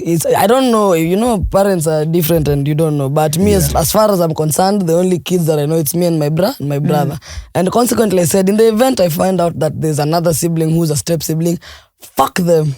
Fuck you, get the fuck out of my face, Manibo. You get? Yeah. So I want to know, because at this point in time, you have two different mothers to your kids. And so clearly they're step siblings. Do they have a relationship as a whole, or these two hang out with each other and these two with each other and they don't want to see each other at all? Yeah, so for now, the situation is I take them on different days. Okay. So the first two, I take them on their day, and then the other two, I take them on their day as well, right? Reason being, we're still working out kinks, right? Yeah. But don't you think it should start young? No, definitely it should start young. But they do know of each other. They know I have a brother, I have two brothers, or I have a brother and a sister. They know that because I inform them on a daily basis. And even when my phone goes off, like as soon as you look at my phone, you'll see an image of my children. So, and it changes after every hour. Yeah. So when they're playing in my house and they're like, oh, who's this? And I tell them, that's your sister or that's your brother. I explain it to them. Yeah. So it's not that they don't know, it's just I haven't done the introduction. Officially. Just yet. So is it taking time because you as the adults, as the parents are trying to work on something? And the thing is this, sometimes you'd find that maybe I want to meet them, but then on their end, there's a lot of let's fix this fast. So is it something that is coming from you as the parents, as the adults, or is it that the kids are not even interested in hanging out with one another? No. Kids don't know what is not there. So they're not going to start wishing on something they haven't experienced. Yeah. So that they're not really bothered about that. But they do ask, they're inquisitive about that. Yeah. However, I think the conversation is now between the parents. It's for us to come up with a proper arrangement of how this introduction will be made. And then once that happens and once we've solidified that and everyone is on the same page, because you don't also want to force something or you don't want to rush something. At the end of the day, I'm getting access to these children. So that's a milestone to me. That's a milestone to me. You don't want to mess with that. Yes. Yeah. So that other step, we take it as it comes. Yeah. Not a lot of people have access to their children. Access to their children and a great co-parenting relationship. That's very difficult to find. Yeah. So back to Corazon. Yeah. You said this is literal. You saw what you liked about the relationship because you're literally dating yourself. Yes. You reached a point of getting engaged. Yes. It was a beautiful engagement. I did it in Zanzibar. It was in the middle of a sandbank, literally where the waves meet. Like she was. You're such a romantic. It was beautiful. Like what? And the waves were symbolizing us because we're like literally two powerhouses just coming together and clashing. That should have been a sign to go ahead. No, it was a sign to go ahead with the wedding. So where is the wedding? The wedding was to come, but it never came. Unfortunately, it never came. Because it's like Frankie, you're saying something. Two women cannot be wrong about you. There's something you're not saying. How many relationships have you had? Engagement. As in, you've gotten to a point of wanting to be married twice to two top tier, very mentally upright women, and that you are not the problem. I got lucky twice. Luck has nothing to do with it. You are the problem, Frank. No, because Frankie, he has clearly said, literally, Corazon is like a reflection of him. They have good times and those are good. But because this is you, it's like loving yourself, right? Yeah. So if you're saying, I'm going to propose to myself, why stop in the middle? Don't you love yourself enough? Maybe I didn't. What happened though? Maybe I didn't. The thing is, like, the more I've gone, I've had time to myself, the more I've understood myself. Maybe if I met either one of them at this point, maybe it would have been a different situation. Think so? I understand myself to a whole new different level right now. I believe I do. And I think I've become better for it.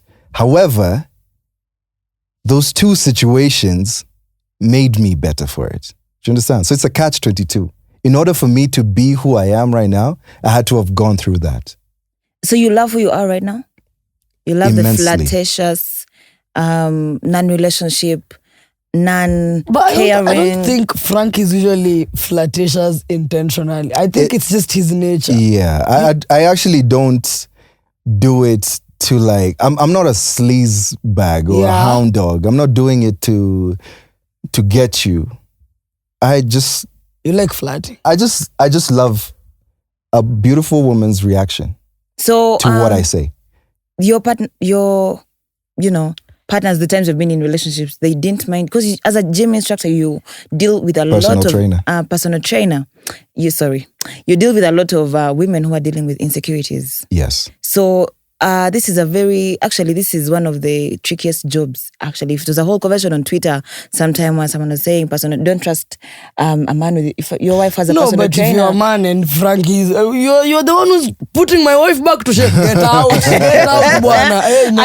And you see, the thing about a woman who's trying to get back into shape, she wants to be encouraged. Yes. She wants to be talked to nicely. Yes. She wants to be, Umdekeze yes. So this puts you in a position, because you're a man. Yes. It's going to not be as easy as it is for a woman to say no.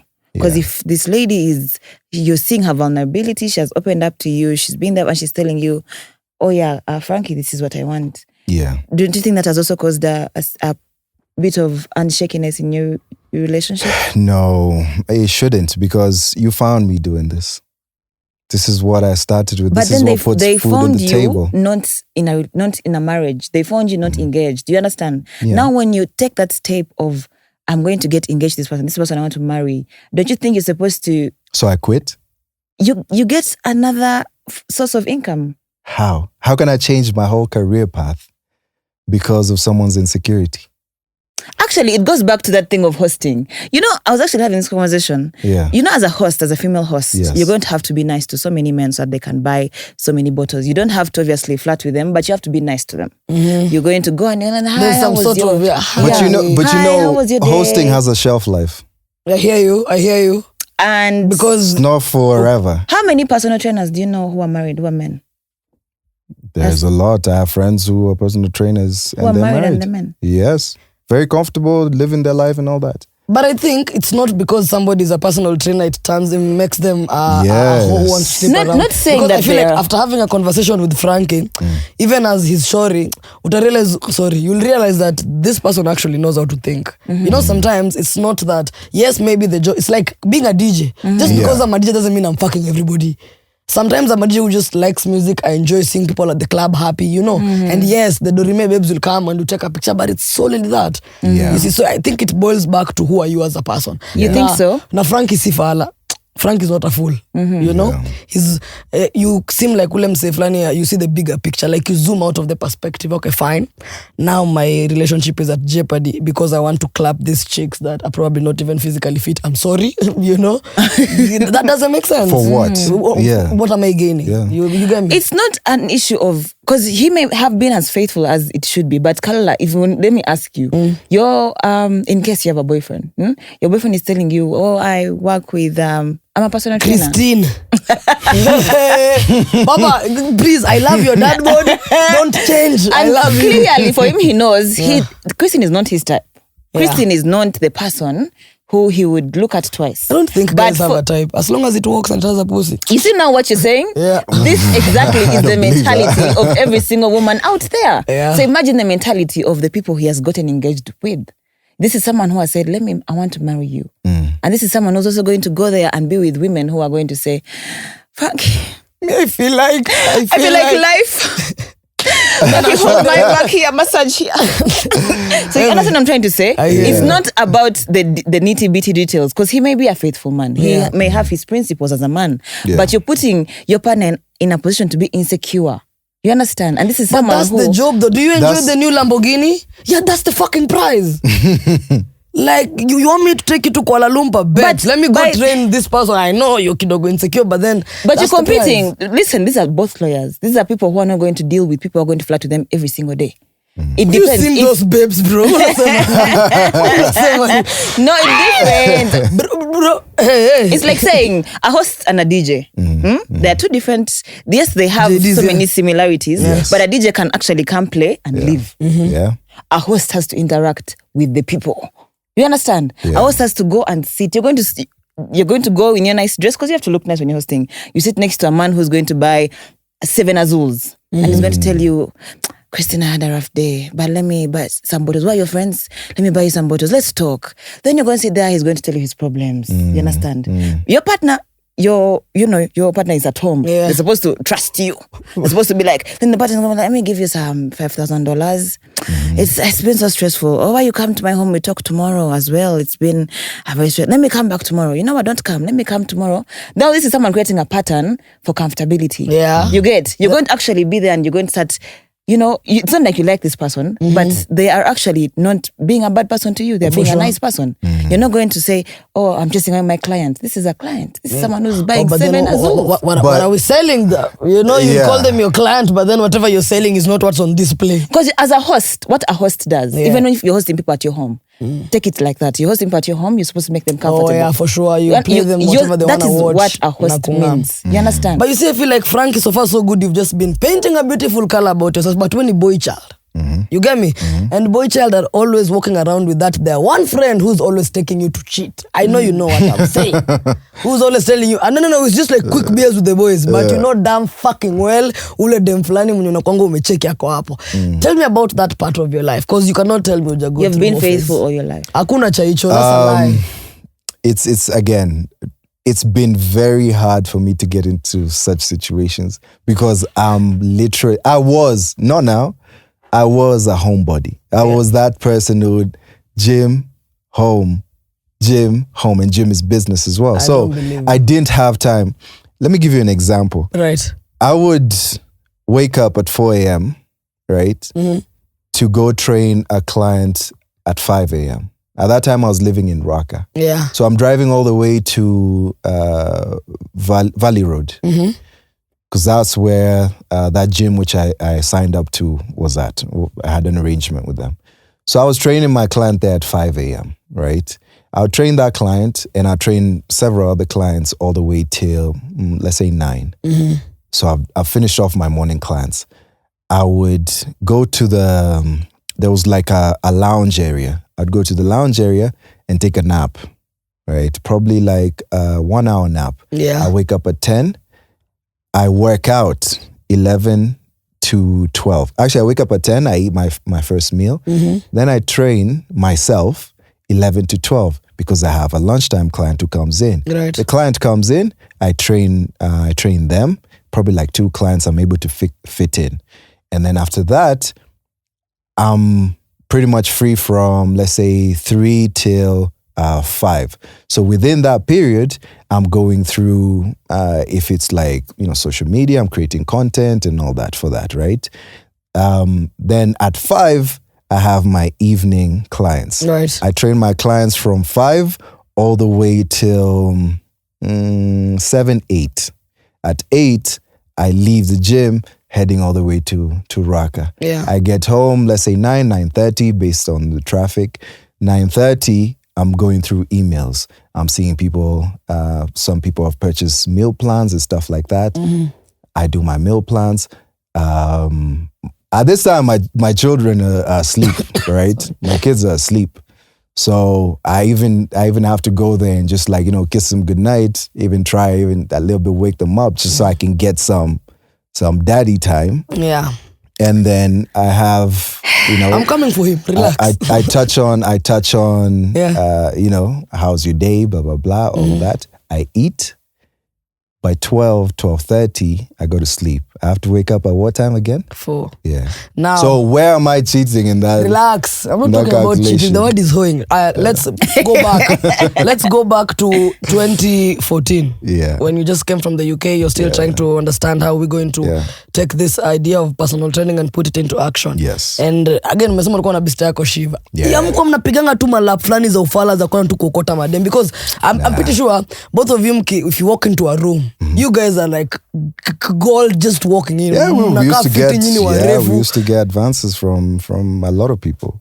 And didn't used to fool around with like a couple of them? Because I'm not telling you to like point a finger and be like, I don't know. I mean, yeah, I I was with different, those women who I had, flings with. Yeah. But at that time, my situation wasn't, let me just fool around. Yeah. I actually came back to Kenya with a purpose. Yeah. My purpose was to start my business and to grow it.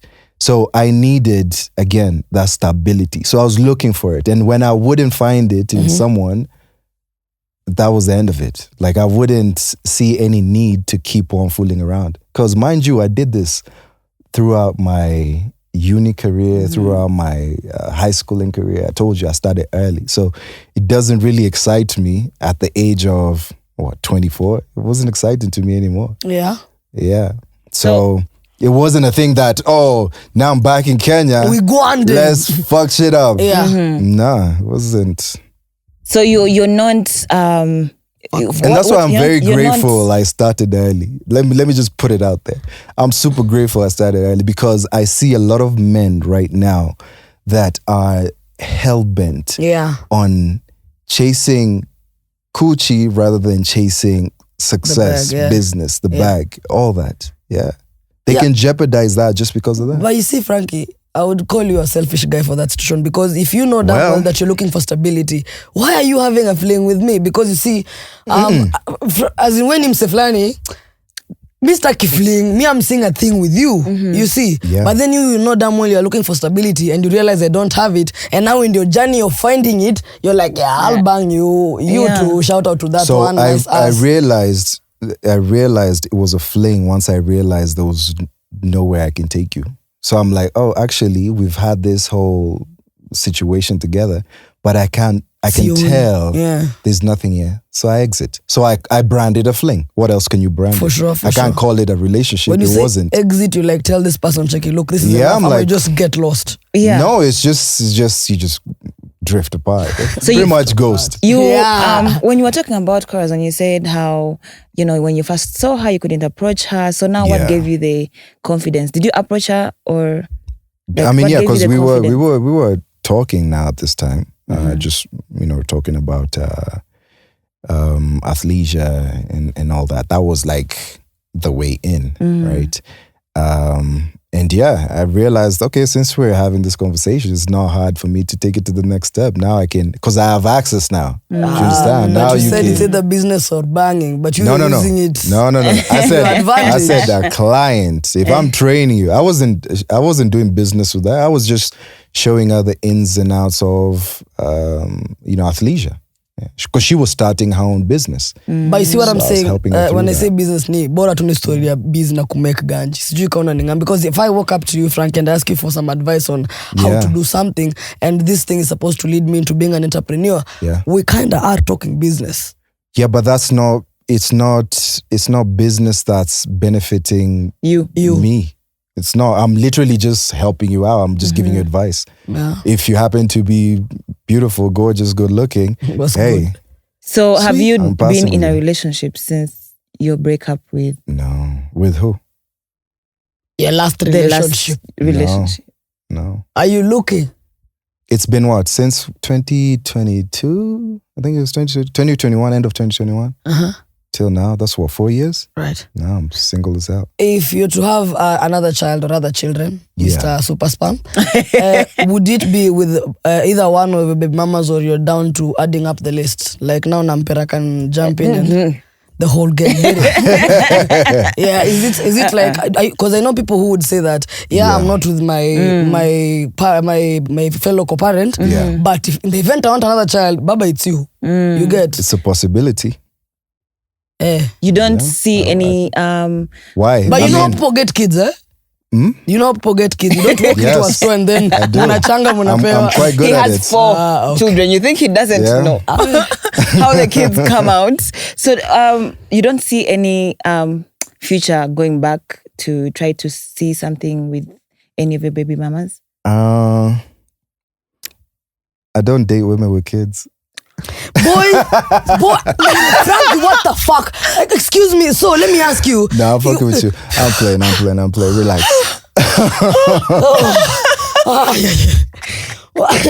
Sorry. So, okay, so the situation is... My head hurts.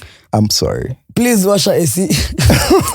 What? You know when you're mad and they don't let it out? So you're just shaking. And he's saying relax, but there's always that hidden truth under the joke. Because, why am I shaking? Why? Huh? So, like you said, in terms of having, children with them, right? That is, I'm saying it's a possibility because they have never proven to me that they're bad mothers. Yeah, okay. So it's a proven concept. Yeah, okay. That one. So if your mission was children, you would go back. Yeah, if that was the case, an option, they're great mothers. So yeah, I don't see an issue with that. Maybe if they have an issue with that. Okay. But now getting back together, I truly believe, there's a difference between you've broken up with someone, right? So maybe you've broken up for a month. If you guys come back together and say, let's rekindle this thing, it's easier because you still are the same person. Yeah. With Maureen, we broke up 6 years ago. With Corazon, we broke up 4 years ago. Right. We are all totally different people. For sure. The person I am now is not the person that they met. So my question is, you're telling me you go pick up your kids. Yes. And you just look at these hot women and just walk away. You've never had any attempt to have a rekindled to strike again, fling, a rekindled one night, a rekindled 2 weeks, a rekindled. Let's even blame it on the booze. We were drunk. Yeah, we were drunk. Because this, she's already the mother of your kids. So and she's a very beautiful woman. Yeah. So definitely. And you're not seeing anyone, and you don't have plans on seeing anyone. And you have to go get the kids probably all the time. You're like, all the time, every week. Every week you're seeing you have to go and get your children. So do you have moments of weakness? I should call them. Moments of weakness will always appear because I found this woman attractive in the beginning at one point in my life, and they still are. And they're doing their best to remain attractive because they're all still active, working out, killing it. So there are moments where those moments of weakness, can't it happen also since you've proposed before? Can't the moment of weakness happen and you propose again to any of them? Propose? You've jumped the gun there. Frank. If you've had you don't know what to expect from me. You would go back and be like, remember that ring we're on? That ass is fat. Oh, take another ring. I see the gym benefits. You know what? Let's do it again. Let's do it again. Nah. Yeah. So you have moments of weakness you allow, and you have moments of weakness you don't allow. That's what moments of weakness in terms of what? Doing because you have just said these are people you found attractive before. Yeah. So it's easy to find them attractive again. Yeah. And these are people you proposed to before. So it's easy to propose to them again. But you're saying that is an impossibility, but one is a possibility. That means you're choosing what the moments of weakness is you're allowing in your relationship. Before you go down on one knee and propose, a lot of things have to have taken place. Yeah. So that's what I'm saying. That's a bit far-fetched. Yeah. But if you're just talking about maybe I've seen you and you're looking attractive and I'm thinking, man, let me just, stay the night. That has happened. That happens, yeah. That's happened. Now, do you have a problem with, because I presume that both the mother of your kids, you're their sole baby daddy. Yeah. Do you have a problem with another ninja man coming into the picture and then now they have kids together that it's not your They have children with a new person? Yes. Is that something that you're okay with? Ama you have a reservation, but you realize now that you're not in their life, you can't exactly come and say, nah, don't do that. And are you okay with the other person raising your children as well? Because he's going to be part of your children's life. Like in an event they get married. As long as you're treating the mother of my children's well, and and my children as well, I can't hold you. Because why? If are you in touch with your emotions? Very. I'm really, very aware because of them. I feel like if you be looking at a video of, because at the end of the day, just because my new husband, rather the baby daddy to my third kid, is now wants to take us to Kuala Lumpur, my other two kids are coming. Autangalia hivi vida, and you realize that this should have been me. Yeah. Like I even proposed to her, here, like you're living my life. This is my life. Shit, you're even with my kids. There's no, I wanna hear feeling flani. You know, the thing is, for me, it's a choice that I've made as well. Yeah. It's not. You've it's made not, peace with it. Yeah, it's not a choice that, because it would be very selfish of me to say, okay, I don't want to be in this situation, but you can't live your life. I hear you. If I'm gonna not let you live your life the way you want to live your life, then I might as well come and be part of your life. Fracas, yeah. You understand?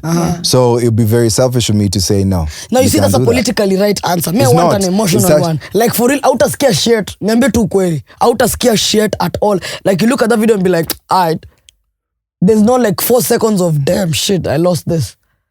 The thing is, I actually haven't been in that situation for me to really know how digest it and understand it. Yeah. But currently in my situation, because we talk. Yeah. We talk in terms of, I know if you're dating someone, I know how that situation is going. I understand the dynamics. Right. And we've had conversations of, if you do get someone, make sure by the time you're introducing our children, it's something serious. Don't just introduce to anyone, because I don't introduce my children to any women that I'm dealing with. I can't just bring you. You've not yet dated since. If dealing with, Like dealing with. Even if like, let's say, let's say I'm hanging out with someone. If it's the days that I have my children, you will not see me. Yeah, you're not seeing me. Yeah. So since both are the mothers of your children are lawyers, is that your type, or is that actually that is actually as in them anafaa kuwa mwerevu ama? that has actually been a thing that I never understood, because everyone is always in my comments, so is you she a correct lawyer? that. Is that a thing? Definitely not. You know how many women I've been involved with? Aye. Okay. There's how many lawyers, there's doctors, nurses. Are you seeing what you're saying, G? You've not saying that there's this bartender, kuna mwingine kuuza mahindi, kuna kwanga host Alfakir, alikuwa anashanga shisha pari. Bartenders, all that. You have been with a bartender before? Yeah. So what's your type? Or you have no type? My type is literally a beautiful woman with vibes. I like a good vibe. Yeah. But obviously, there's a physical aspect that I do like. Like? Just Sianda. Sianda is? Biabs. I have a thing for, a nice, voluptuous woman. But it doesn't mean I'm not going to date a Kalala. You could have just saying. said, it's not becoming violent. I'm just saying. You're just saying. Yeah. So this whole essence of, but the lawyer thing, trust me, it's just a thing. Not it was just a coincidence that they were both lawyers. So you getting 2 lawyers pregnant, does it like caress your ego? Does it make you feel more of a man? If you lie about it, Frank, and pour this drink on your face. No. You lie. Does it? No, it doesn't. Okay. What I can say is, I'm proud of my choices. I'm proud of my choices. Funny thing, Frank, is this. Sometimes people usually explain their partners using their job description, because most of the time they look like shit. So they end up telling you, Simone, wanakonga daktari. You see? Find babes, banging body, fucking lawyer. Bro, unawekea madawa bana. So you what is the system? You see, that's the thing. Because you have mentioned that it's an issue dating someone who is in the fitness industry and is training beautiful women and all that. But I also have to worry about men who are looking at them and saying, you know, I can offer you the world, because they are beautiful women. For sure. You haven't thought about it in my perspective. Yes, but like the difference here is these people are actually, their jobs, their day-to-day jobs are lawyers. Lawyers don't get to interact with... Well, they don't practice. Oh. They don't practice. But also when you say that, job description doesn't matter. I feel like if anything, if you have a very lucrative career, you now attract people with proper money. And I get Frankie because sometimes it does matter. you're there because when you're with the things that you're trying to give them, office, then somebody just pulls up with the, hey, you want a mansion, Lamborghini? Yeah. When you're in an office, Kuala Lumpur, bet. Listen, when you really love Kuala Lumpur. Deadly. Propose to me there. When you are in an office, yes, it's going to be different from someone who's actually hosting a bar. You understand what I'm trying to say? There's a difference. No, but their lifestyles office as well. Office bay. Their lifestyle as well allows them to be... Their lifestyle is pretty much like my lifestyle. They're in places where I would be. They interact with people that I interact with. Powerful people, powerful men. I interact with powerful women. So they are in those same rooms. It's just that I'm such a very secure man. I believe in myself so much that I honestly don't think any man can shift my confidence. Have you been cheated on before? Probably. I just don't know about it. Maybe. Like you're telling me cheating has never been a conversation you have with your partner and you raise your voices and at 11 p.m. you want to walk out and take a walk to clear your mind? No. No? No. At all? Your life is a bit too good. Don't want to pass. It's not Have actually. you cheated before? It's great. Have you cheated before? You're talking about a serious relationship? No, just because I've only had 2 serious relationships. No, like just generally. In general, even that person you were fooling around with for 8 months. So this is me, right? I would tell you straight up. I'll tell you what it is. I'll tell you this is the situation that you're in. We're an acquaintance. If you, not acquaintance. if you're okay with the situation, then, we can move forward with it. 9 times out of 10, they say yes, right? Yeah. You really don't have to lie to a woman. If she likes you enough, she'll lie to herself. Dead us. 100%. But I've also noticed something about you, Frankie. You don't like standing in one place. It's a natural, that is you. You don't like standing in one place. Don't you think that also reflects in your life? Because what you do every single day, the way someone can be like, what I say, and be like, oh no, I don't like walking. Yeah. Or that shows that I don't have resilience. Or let me say, I don't like working out. That means I don't have discipline. Lack discipline. Yeah. Or I don't like, let me say, brushing, hygiene. You get what I'm trying to say? The things we do, reflects who we actually are. So the fact that even like when you're standing somewhere, you're always like pacing. Yeah. Don't you think that actually shows that maybe you internally, you are the problem and you don't like settling? You don't like settling? It could be. Actually, that's a good observation because I feel like I itch a lot to do things. Yeah. I'm always looking for the next thing. And if I achieve something, then I lose that purpose for it, right? So I've noticed it with even with business, right? So if I set myself to do something, once I do it, I reach a certain level with it.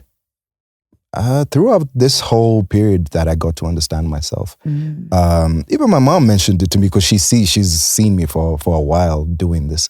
I usually pick up things which I value and I put all my energy into it.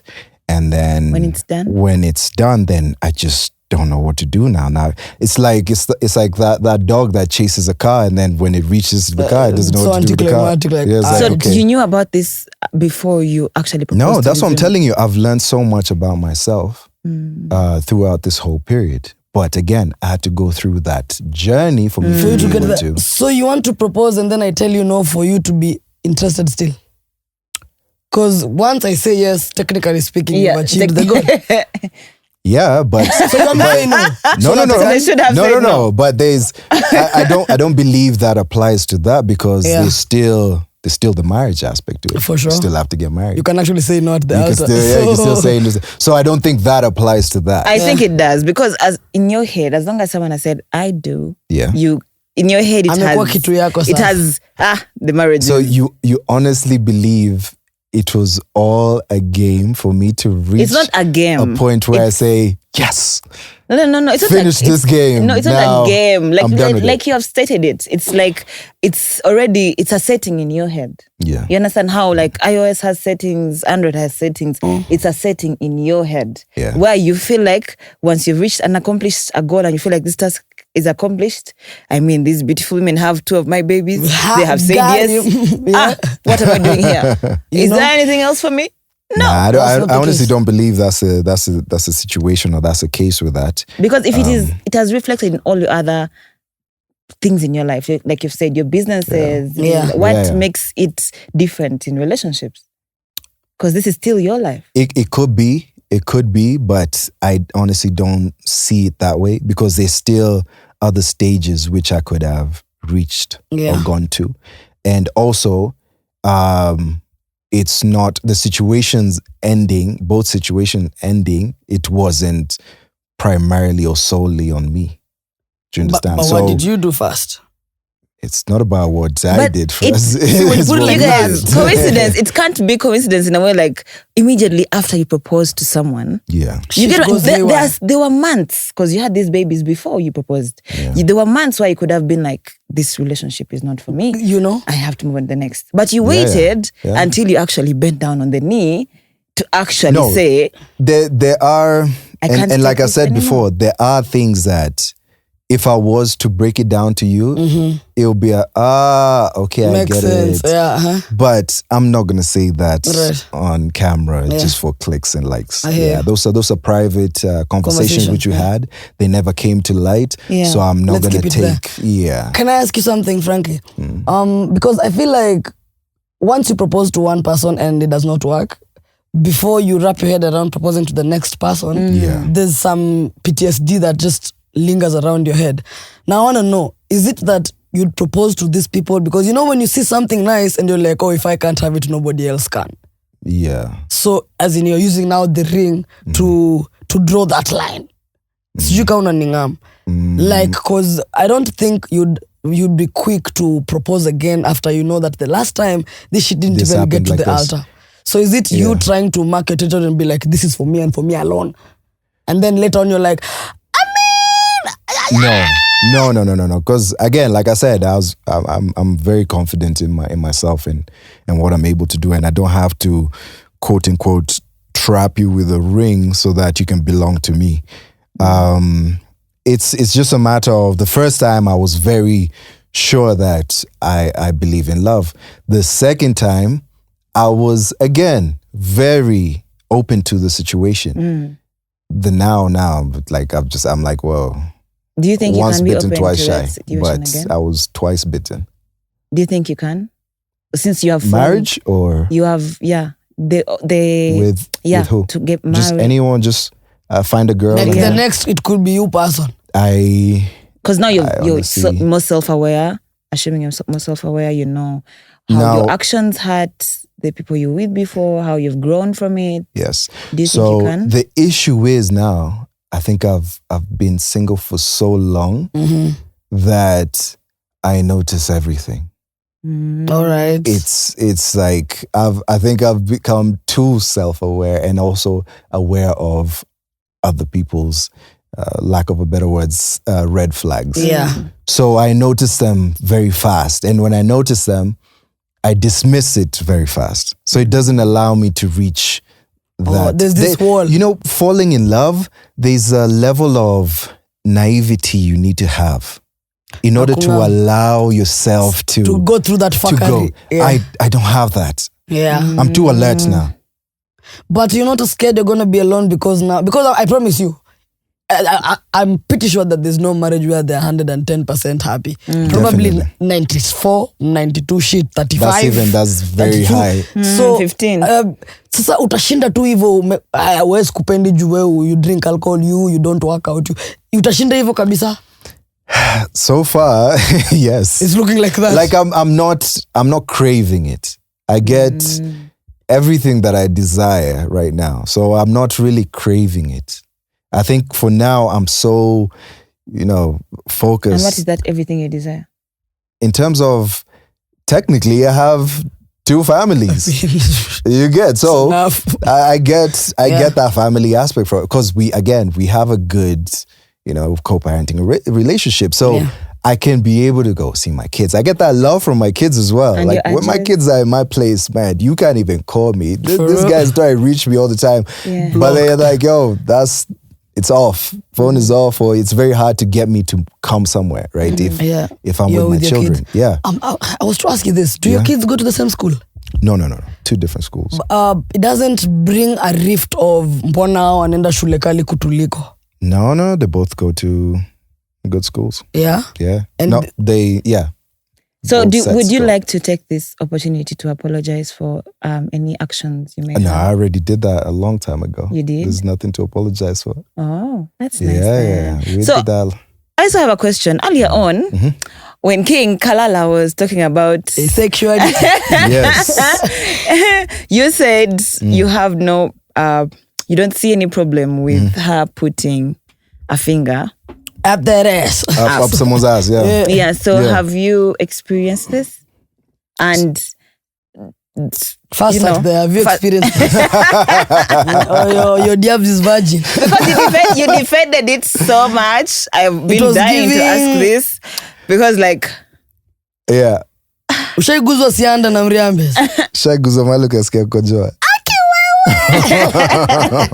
Because you see, my thinking, my reasoning is like, if a man is comfortable enough to allow a woman do it, then what limits him from allowing a man do it? I mean, the feeling doesn't. Because remember that their spot is right there. So now you're giving them the pleasure that they've not been receiving. Yeah. So and now women come with so much attachment, so much emotion, so much. You understand? And it's embarrassing to ask a woman. Yeah. So they end up asking fellow men to do that. Yeah. So that urge, does it come to you? Do you? It's an urge. Damn. That's crazy. Strong word. Got an urge to get a finger up your ass. Damn. Because, I mean, if you sleep. Just because both genders can do one thing, does that make it a gay thing? Are you fucking kidding me? If I'm able to kiss you, I should just be able to kiss a man. Excuse me? No, say that again. That's not the same thing we're talking about. That's a very different thing. Wait. It's a very... Come again. If you kiss me, it's okay for you to kiss a man. No. That's what I'm saying. That's what you're trying to imply. No, that's not what I'm trying to imply. That because you can do it with the woman, you can still do it with the man. That's what you're trying to imply. No, I think what she's saying is this. She's saying just because you can get your... Once you start, it's like what they say. Once you start one cigarette, you go down. Who was saying this? I've never heard that. We're saying it like this, Frankie. No, guys. It will be difficult for my boyfriend to come and tell me, but then I dig that shit. Yeah. Because first I'll be like, okay, piece of shit. Yeah. And then... So now another guy coming to like Frank and like go and gym as form. And men won't take it serious. They'll just do it and move on with their lives. So that's what I'm asking, because it's like it comes also from an ego point of view. It also comes Let me tell you something. You'd be surprised the amount of things men are hiding out there that they like doing. You'd be very surprised. I've had conversations with people who are like, and I'm like, really? Boy. Yeah. And you see, the thing with me is I have befriended a lot of women and they tell me a lot of things. Yeah. They tell me things that wild. You'd be super surprised what men are into out there. So if you're telling me, and it's from women, they're not looking for that thing from their fellow men. Yeah. No, they're looking for that thing from their fellow women. There's a difference between what a man wants to do and what a man wants to do. No, I'm not talking about a man wants to do. There are men who get pegged. Yeah. Strap on and everything. So we're not talking about just massaging the real thing. Like a whole dildo going up. You know? And that's, and you tell him that's gay, he's like, are you stupid? No, that's a woman doing that to me. So okay, but is gayism about the gender or the activity? Because that's what I'm trying. That's exactly what I'm asking. And that's why I'm asking you. Just because you can kiss a woman and kiss a man, you might as well kiss both. Does that mean you understand? Exactly. So is it the act or is it actually fancying the gender? Yeah. Yeah. Those are two different things. Okay. So as a personal trainer, I do believe it's not just shorties. No. Of course, kuna hadi boicha. Kuna mwenye jaribu kukufinya. I've gotten so many advances. No, from not men like as well. like on a DM. Like I in just real life, when I'm like, yo, bro, I want us to start working in real out life, together. No. Then now later on, you're like, nah, this needs to end. Oh, for them to finesse me into training them. Yes. No. I've never got someone who's brave or bold enough to do that. Now, No, like you look like you can beat someone up on the spot. You know, sometimes there are things we don't try because we don't want to. Okay, I wouldn't promote violence in that sense. Yeah.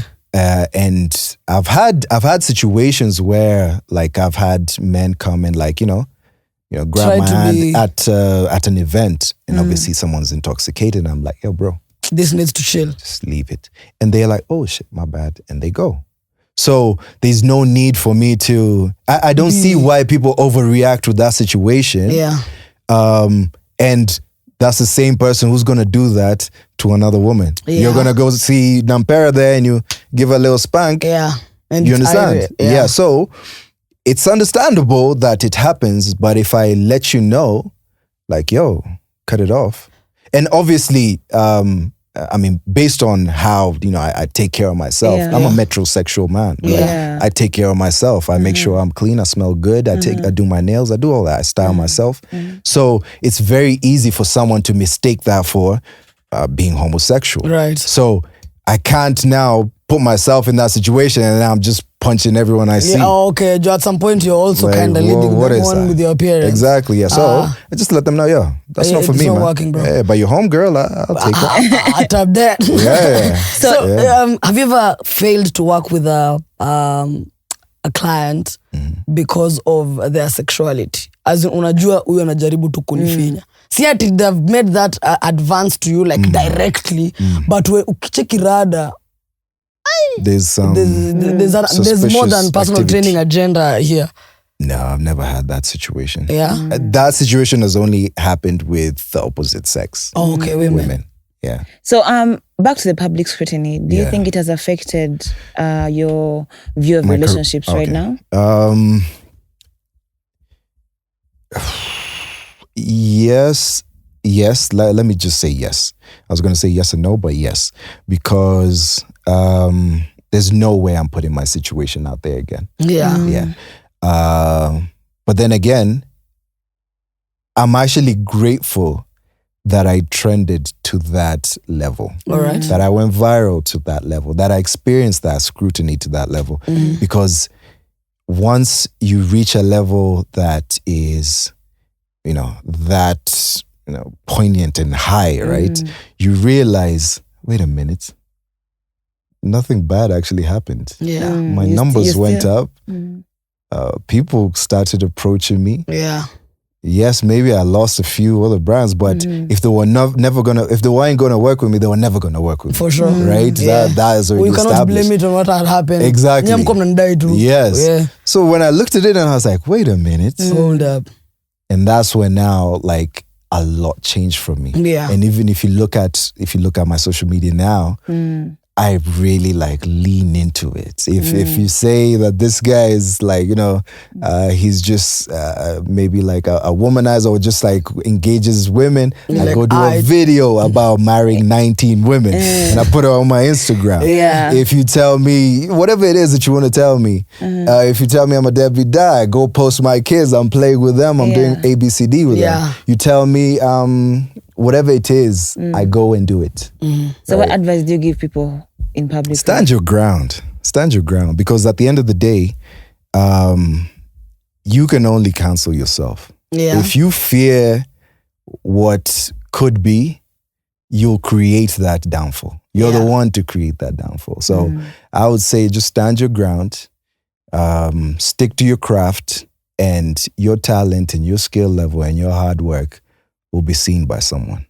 So the people who are in public relationships right now, what would you tell them? Get off it. Get Get off it. Because at the end of the day, like, unless you've just said, yo, let's make money out of this thing, and you're actually genuinely making a lot of paper, just get off it, because it's not going to help your relationship in any way. It's actually just going to add a lot of pressure and a burden to your situation.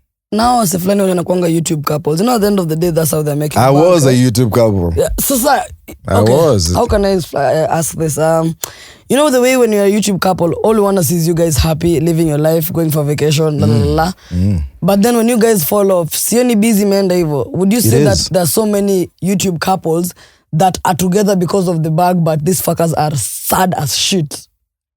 Yeah.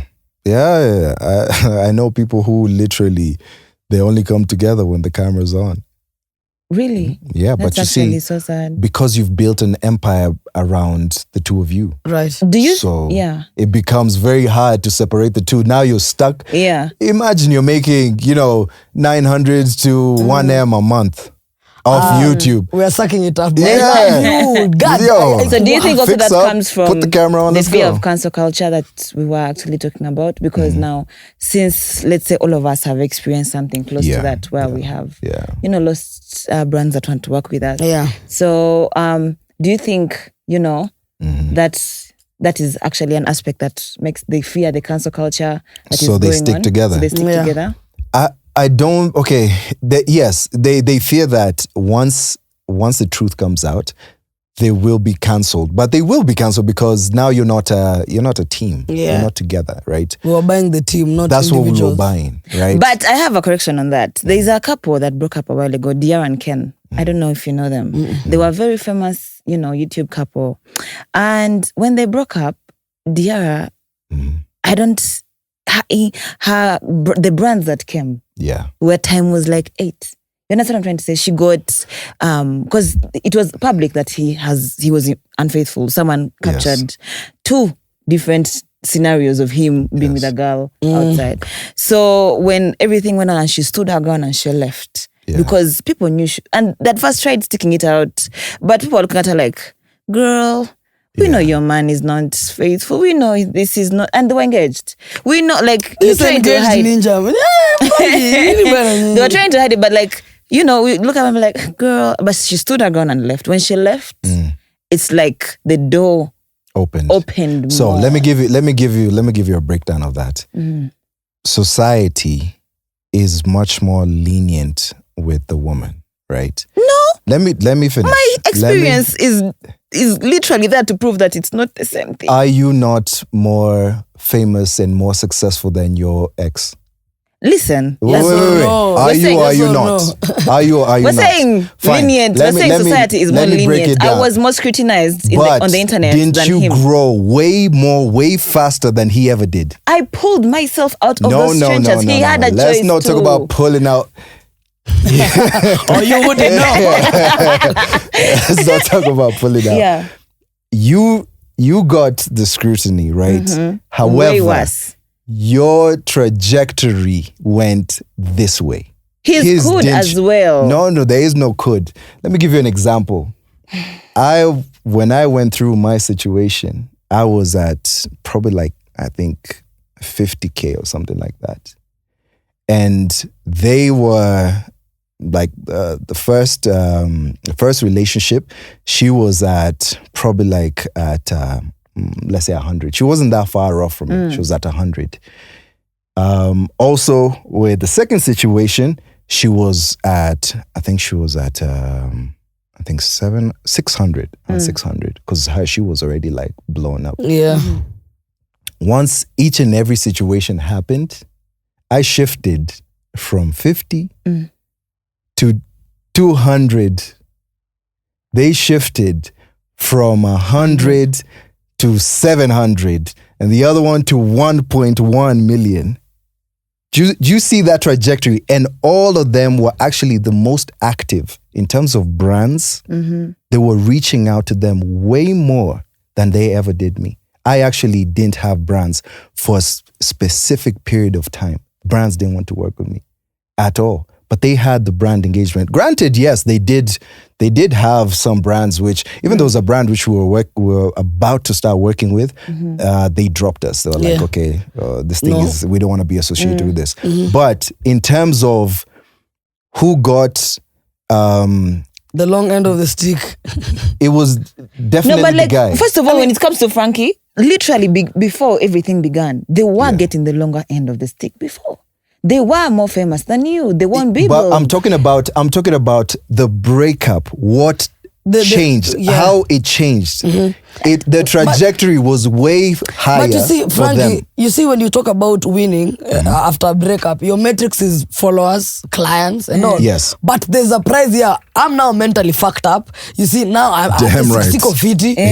You know, as in, sawa nimeshinda. Yes, I have more followers. Yes, I have another bag. Sikatai. Yes. But then I have when to I'm done, when I come back home, fucking definitely. hell. So that's why I'm saying that is in comparison to just scrutiny and the fear of cancel culture, because she had mentioned that situation, and I was explaining to her why that situation usually happens, because people are much more lenient with the lady rather than with the guy, right? However, in terms of going through pain, you both go through pain. No, I'm actually going to stand on that and say no. Because you see, in this situation, Frankie, these people were famous before you. You understand? So when this information that they're going to know. Actually, Maureen was at 5,000 where we met.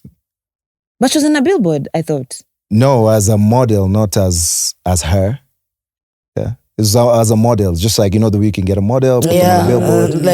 We don't know you want to. No, she wasn't that big. Actually, she had a private page. I'm the one who used to tell her, yo, you're a beautiful woman.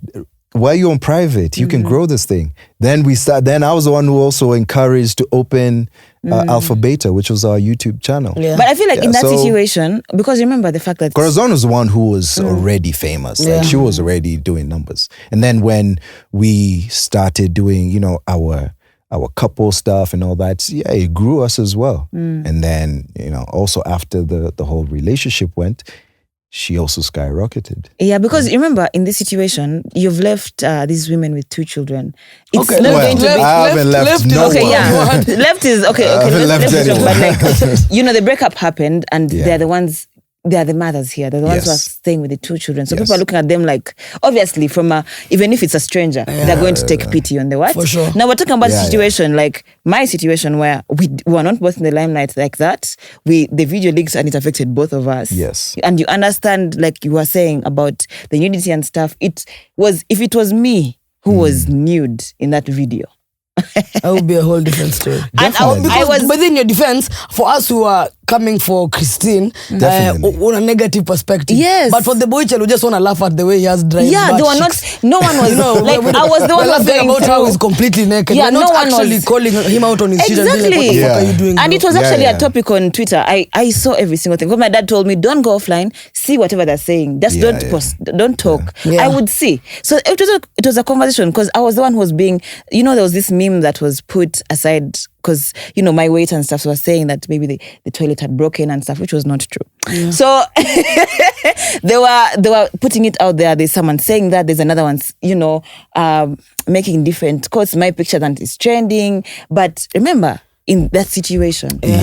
But you must take a lot of shit because of how you appear. I would say that most of this negativity that comes to you, it's not genuine. We've jealousy. I was actually just it's about actually to say not that. genuine because that's why people were talking about you that much. Because of look, if I was in the same situation, he's not an ugly man. No, I'm not saying it's ugly. not I'm even saying about that. Your physique. You see, if it was my situation, the joke would probably be like, was she moaning in a deep voice, because there's nothing else to feel jealous about. But this entire situation, it's all about fat. Bro, me have seen fat people. Yes. You're not fat, you're thick, you're fine. So, this is our chance for us to It's literally, this is our chance. Finally, we've found something. We've caught her. Because she's perfect. She has, she's from a well-off family. She's an engineer. She's an engineer. Fine babe. She's beautiful. She has the ass. She has boobs. All the guys want her. She's hosting. She's making money. She's living life. And then you're actually nice. You're not a bitch. For a fine baby, you're not a bitch. Exactly. So we've found something we can trap her with. Yeah. you guys are looking at it from that point because you got That's to how know it me, is. but in it's general, girls are always It's jealousy. Hakuna story nyingine. Yeah, it's literally jealousy. Full stop. Nothing else because There's nothing to pick from. we don't the have guy. Amari. There's nothing that you can. The only thing is, okay, he just went all the way down to his socks, butt and the naked. dry butt cheeks. I was looking at his butt cheeks. like guys. That was literally it. But Yeah. there's nothing else. You know? I know. The focus is on you. Because I'm a woman. A fine woman. Yeah, because they're jealous. And I'm pretty sure, even when you look at the comments, I didn't really think that it was boy child who are really coming at you as such. It's the women. It's the women. It's the women. You know? It's the women. So, By the way, come when to you're think done, of it. talk again. Well, they can go Let's do it choke again. themselves. Yeah. No. Let's find a bathroom. No, no. No, thank you. You start taking sex in the bathroom. This one, guys. It was so no, but no. It was so crazy because at the end of it all, these are people who are we're going back to the cancel culture. Yes, yeah? yes. Because it's like that situations that have been put out like that. I've seen a girl who actually there was a video in Uganda that went out where a girl was having a threesome and it was crazy and she was a young girl. People never talked about the boys because the boys also doing crazy stuff. Yeah. In that they were doing very crazy stuff. But they were on the girl. How do you... But like, they asked the girl. Do you know what I'm trying to say? I mean, it's You're acting like the boys had nothing to do in this It's equation. not that situation of between a key that can open all padlocks and I was a about to padlock say that, can but I be knew you opened were going to with all say, keys. no, that's not the case. But that's actually Yeah, but then the at the case. same time, between no, you guys were not looking at it I'm like about to walk into we're something not looking that- at it like because yeah. how do you not know? How do you know that this person has been opened by someone? Because you remember this is the first video you're seeing. No, like you don't have. it's not. Is the word a metaphor or like it's The metaphor, it's yeah, not, the it's not, key and it's the, not and the actually like keyhole. a key and a padlock. That's what we're Yeah, saying. yeah. I know We're what you're saying. Yeah, you But get. what I'm saying is the same way you're saying. It's about how people perceive the Yeah. girl child. Because remember, as a woman, you're required to act a certain way. Yeah, you're for required sure. to have some respect You're to yourself. held at high regard. Yeah. But remember that these are the women who you're also training to be submissive to their men. You're training them to be submissive to their partners. So if your man is coming to tell you, Wait, the Christian, threesome was 2 guys, 1 chick? Yeah. Devil's Whoa, threesome, boy. Ring the bell. That's the dirtiest one. Yeah. Okay, yeah, I understand the scrutiny. That's wild. If your boyfriend comes and says, hey, my baby, I want this boy to come. This is what I want for my. Which boy is this? Which guy Which would guy say is that? this? So there are no guys who ask for. Some gay ass nigga. What? shit, That's bro. a Tell cuck. me a man that will allow another man to come and fuck the woman as they watch. What? What are you talking about? Aguna? Ain't no way. Unless if we are porn stars, we can talk about it. Because maybe that's the job description. Yeah. Ain't no way. Tomorrow we are shooting a devil's threesome. You have, Yeah. but then a normal guy.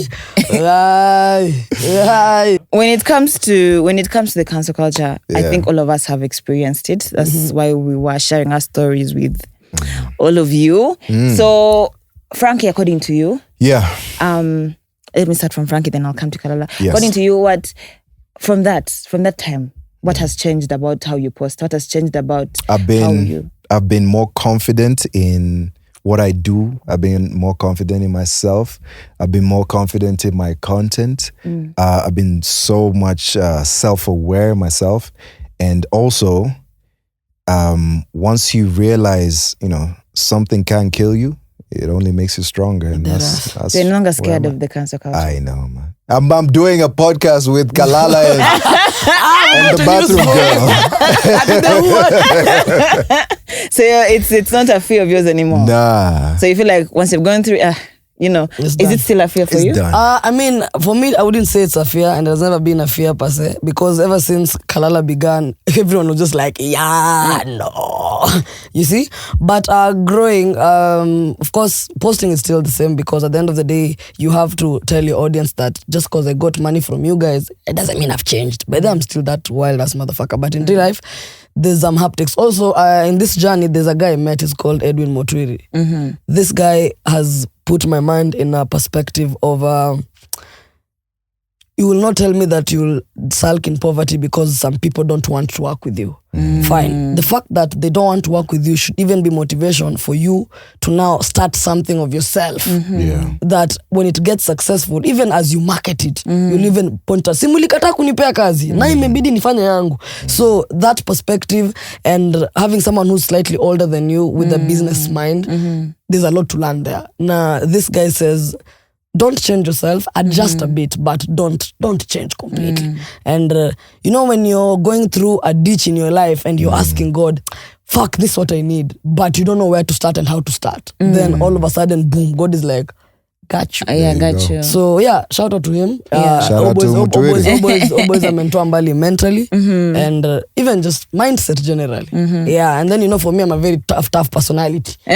So before you change me and I accept change, you better come in the right way, in the right tone, in the right manner. So do you think influencers like us, or the people who follow us, an apology in case something goes out that does not represent them well? Because remember, these are the people who give you your name, King. That's the clan. Yeah, the clan. The people who follow you, the people who who give you these gigs. Because remember, you have to have a following to be an influencer. So do you think influencers, in case something goes out that does not represent their brand in the way they have put it there for all the time, do you think they owe their people an apology? I think first things first, because my brand is very ni straight. Sijui kaona ningam. Before you find me saying I'm sorry, actually is rare as fuck. Yeah. Because everything that I do is intentional. Everything that I say, I better be able to stand and say it again. You understand? So if you're an influencer and there are situations where you can find yourself in, like probably getting drunk and being in a ditch. You can find yourself in that situation. But if it's something that you did or you said, you better fucking die with your balls, baba, in your hands. You get me? Like, you should not put yourself in a situation where you need to apologize. Because first, I'm sorry to say this. For me, I find apologizing is like accepting weakness. Saying, I was wrong. Who was wrong? Me. No, I was not wrong. I was not wrong. Yeah, but if you have those audiences where they expect you to be some kind of way and you step out of character, I think it's only common sense for you to apologize to your audience. But you see, for me, I apologize to. So now, like for example, you know how they know about you, how you used to be at events and stuff. Let me say you get drunk one day, and let me just say you sleep and maybe fall, and maybe your dress goes up or something, or you have a fight, or like something that is... Let's go with have a fight. Or have a fight, and you really do, injustice to someone else's face or something. Would you come out and say, I'm sorry? Yes, they know you're Kalala. Yes, they know you're always outside, but something has happened this time when you're outside. Do you think you owe them an apology for that? That one is tough. That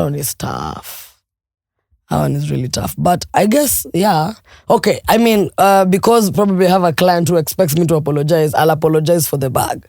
But if it's a situation where I genuinely feel like whatever I did was in self-defense or whatever, because also not come and explain what happened that day. Baba, if you're not there, sucks to be you. Yeah, but there are situations where I really need to apologize. Like when you hurt somebody's feelings unintentionally. You know me, talk a lot. Remember there was a time I used to work for Energy.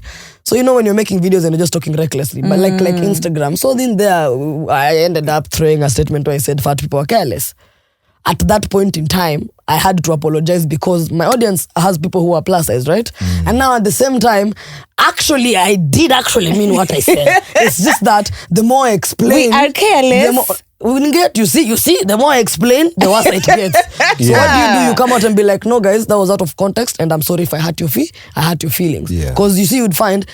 Somebody wants to be quick to be upset about that statement, but what's telling you that I'm not jealous and I'm insecure because I'm not able to gain weight and be the way I want. So imagine I woke up and said, skinny people are poor because they can't afford food. Does that make sense? That is your perspective. No. But once you leave it at skinny people are poor, but that's what you said. You said you're careless. Okay, you want me to explain now that you're putting me on the spotlight? Baba, at some point, no, stop, Kalala. That was my perspective. You understand? No, because me, I've never gotten a chance to be thick. Like, if anything, I would say this is the biggest I've been my whole fucking life. So when somebody comes to me and talks about being skinny, telling me how my body can make bone soup and it will taste sensational, I'm like, haha, let's play that game. Your ass so fat, can you know when to stop eating? You see? So for someone else, they would be quick to pick that statement until there. Yeah. But when I reverse the roles and tell you what you guys saying about me being skinny, it's funny. I mean, it's Kalala. Sindio? Then let's play that game. No. That's what I'm saying. You said it on Frankie radio. just laughed No at one that had- story about bone soup. Not radio. And you're still laughing. But then here you're very We're not triggered when I laughing. talk about No. someone being fat and careless. No. You This is a literally very just different- laughed. Still doing it. You see? People know how to play the game until their feelings are hurt. No, Thank you. Yes, it's not fun and game. It is so rare. Let me tell you, it is so rare to find a fat person, a plus size woman. That's why they say No, plus but size pluses girls and have. fat are two different things. These are two different things. Kuna mse mnono. Sorry. Hey, when you I guys will get us cancelled here. Day one. No, all I'm saying We are is going to have to begin. We have to actually have this topic. Sometimes it's We okay will. to apologize, but also, again, when I say apologizing is accepting that you are wrong. Sometimes someone will be like, "Si nilikuambia, I told you." Yeah. But then at the end of the day, is like where I'm coming from. You really don't give a fuck. You just give a fuck where it attacks you. Let's read the whole storybook. Let's not start from the page where there's sex. Let's begin from Page one. once upon a time. You get me? So things like that end up putting me in a place where you see me, I won't apologize. Jew, adi nyinyi when I post and say I don't have theories and you laugh about it and tell me I can control the ball like Drogba with my chest, don't fucking laugh. You see, it's fine. So, No, it's sometimes context will determine whether or not you need to give an explanation or an apology. So Yeah. would you apologize? I've actually apologized before, but that was based on, I wasn't apologizing for the thing that I said. Yeah. I was apologizing because it wasn't my place to say it. Okay. Yes. But if it was in your place, you'd say that thing thrice. I would have said it with my And how did the chest. apology go? Did it make It things worked, worse? yeah. I know. or- I mean, it was supposed to go the way it went. Yeah. The apology was there, it was good, and it cleared up the air. And since I had said the statement publicly, Right. You also I need also to had give to a public. apologize publicly. Yeah. Are you team apologize to people? I've honestly not been in that position where I had to apologize to anyone because I'm a nice person, really. So I wouldn't want, I've never, even if it's normal day-to-day life, I can't hurt a stranger I've met. So why would I, do something to intentionally hurt someone? So Did if you it has come apologize out, to the public about that entire situation? because remember, I did not record it. I hear you. I did not record it. It was a crime. I went to police and reported the crime. It was a crime against me. It's like being robbed and someone and then recorded someone it. wants, yeah, and then you want okay. to go and say, "I'm so sorry, guys, that you saw me being robbed." No, Like, I don't think that's an equivalent situation. I'm saying not apologizing for someone else recording it, for being in that situation. The thing is this, if the camera guy was not there, his story, it wouldn't even be there. You get Yes, me? that's what I'm It would have been a latest night for you and yeah. life continues. But so now did you feel like you owe the people that follow you and hold you in high regard? But they you're feel like- forgetting that I was not a social media personality like that. at that point in before. time. Yes, that's what I'm trying to tell you. I was not someone who's followed like Who needs to that. explain? You get? I was Yeah. not someone who had a very high following. The people used to follow me because of my fashion, my body. Okay. You understand what I'm trying to say? Right. It was not like I was a big influencer. I used to just post 400,000. Yeah. 200,000. You keep telling me this story, I get tired of So it. you get what I'm trying to say. Yeah. It's very little. You get, they were not, it was like, but now it's like at a this handful point of in people, time, yeah. if anything got out and I was in a similar situation, God forbid, I would obviously be like, "Hey guys, I'm so sorry this happened. This is what happened here and here and here." But yeah, that's what happened. Oh, that's so nice of you. I was in a podcast some time back and I was late as hell and people were coming at me and I was like, "Guys, was I drinking to write a book?" When you drink, you get lit. That's what happened. So if you're expecting an apology, I've got news for you. Round two. Actually, when the government was coming to me with the case was being a public nuisance.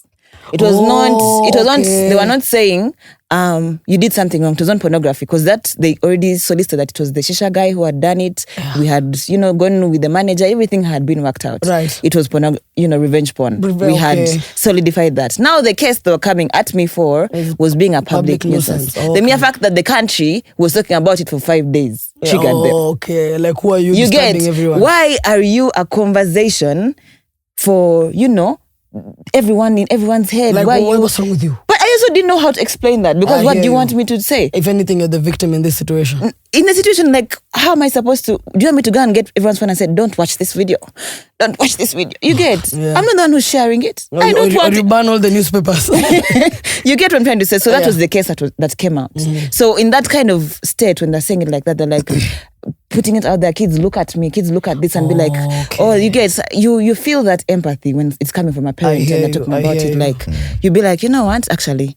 Because these are young kids looking at this video and they're like, Christine, but she's surviving. She's a whole engineer. That means I can do this and get away with it. Oh, I hear you. Know what I'm trying to say? Bad influence in a good way. And I don't want that. That's why I would. Since we've had a conversation about pretty much everything we've gone through throughout the public eye and the perception that they have about us, I think it'll be great for us because this is a new journey that we're beginning. Yeah. This is the rise of the phoenix through the ashes. Yes. Right? Yeah. We're rising again. So I believe we should all pick our camera, right?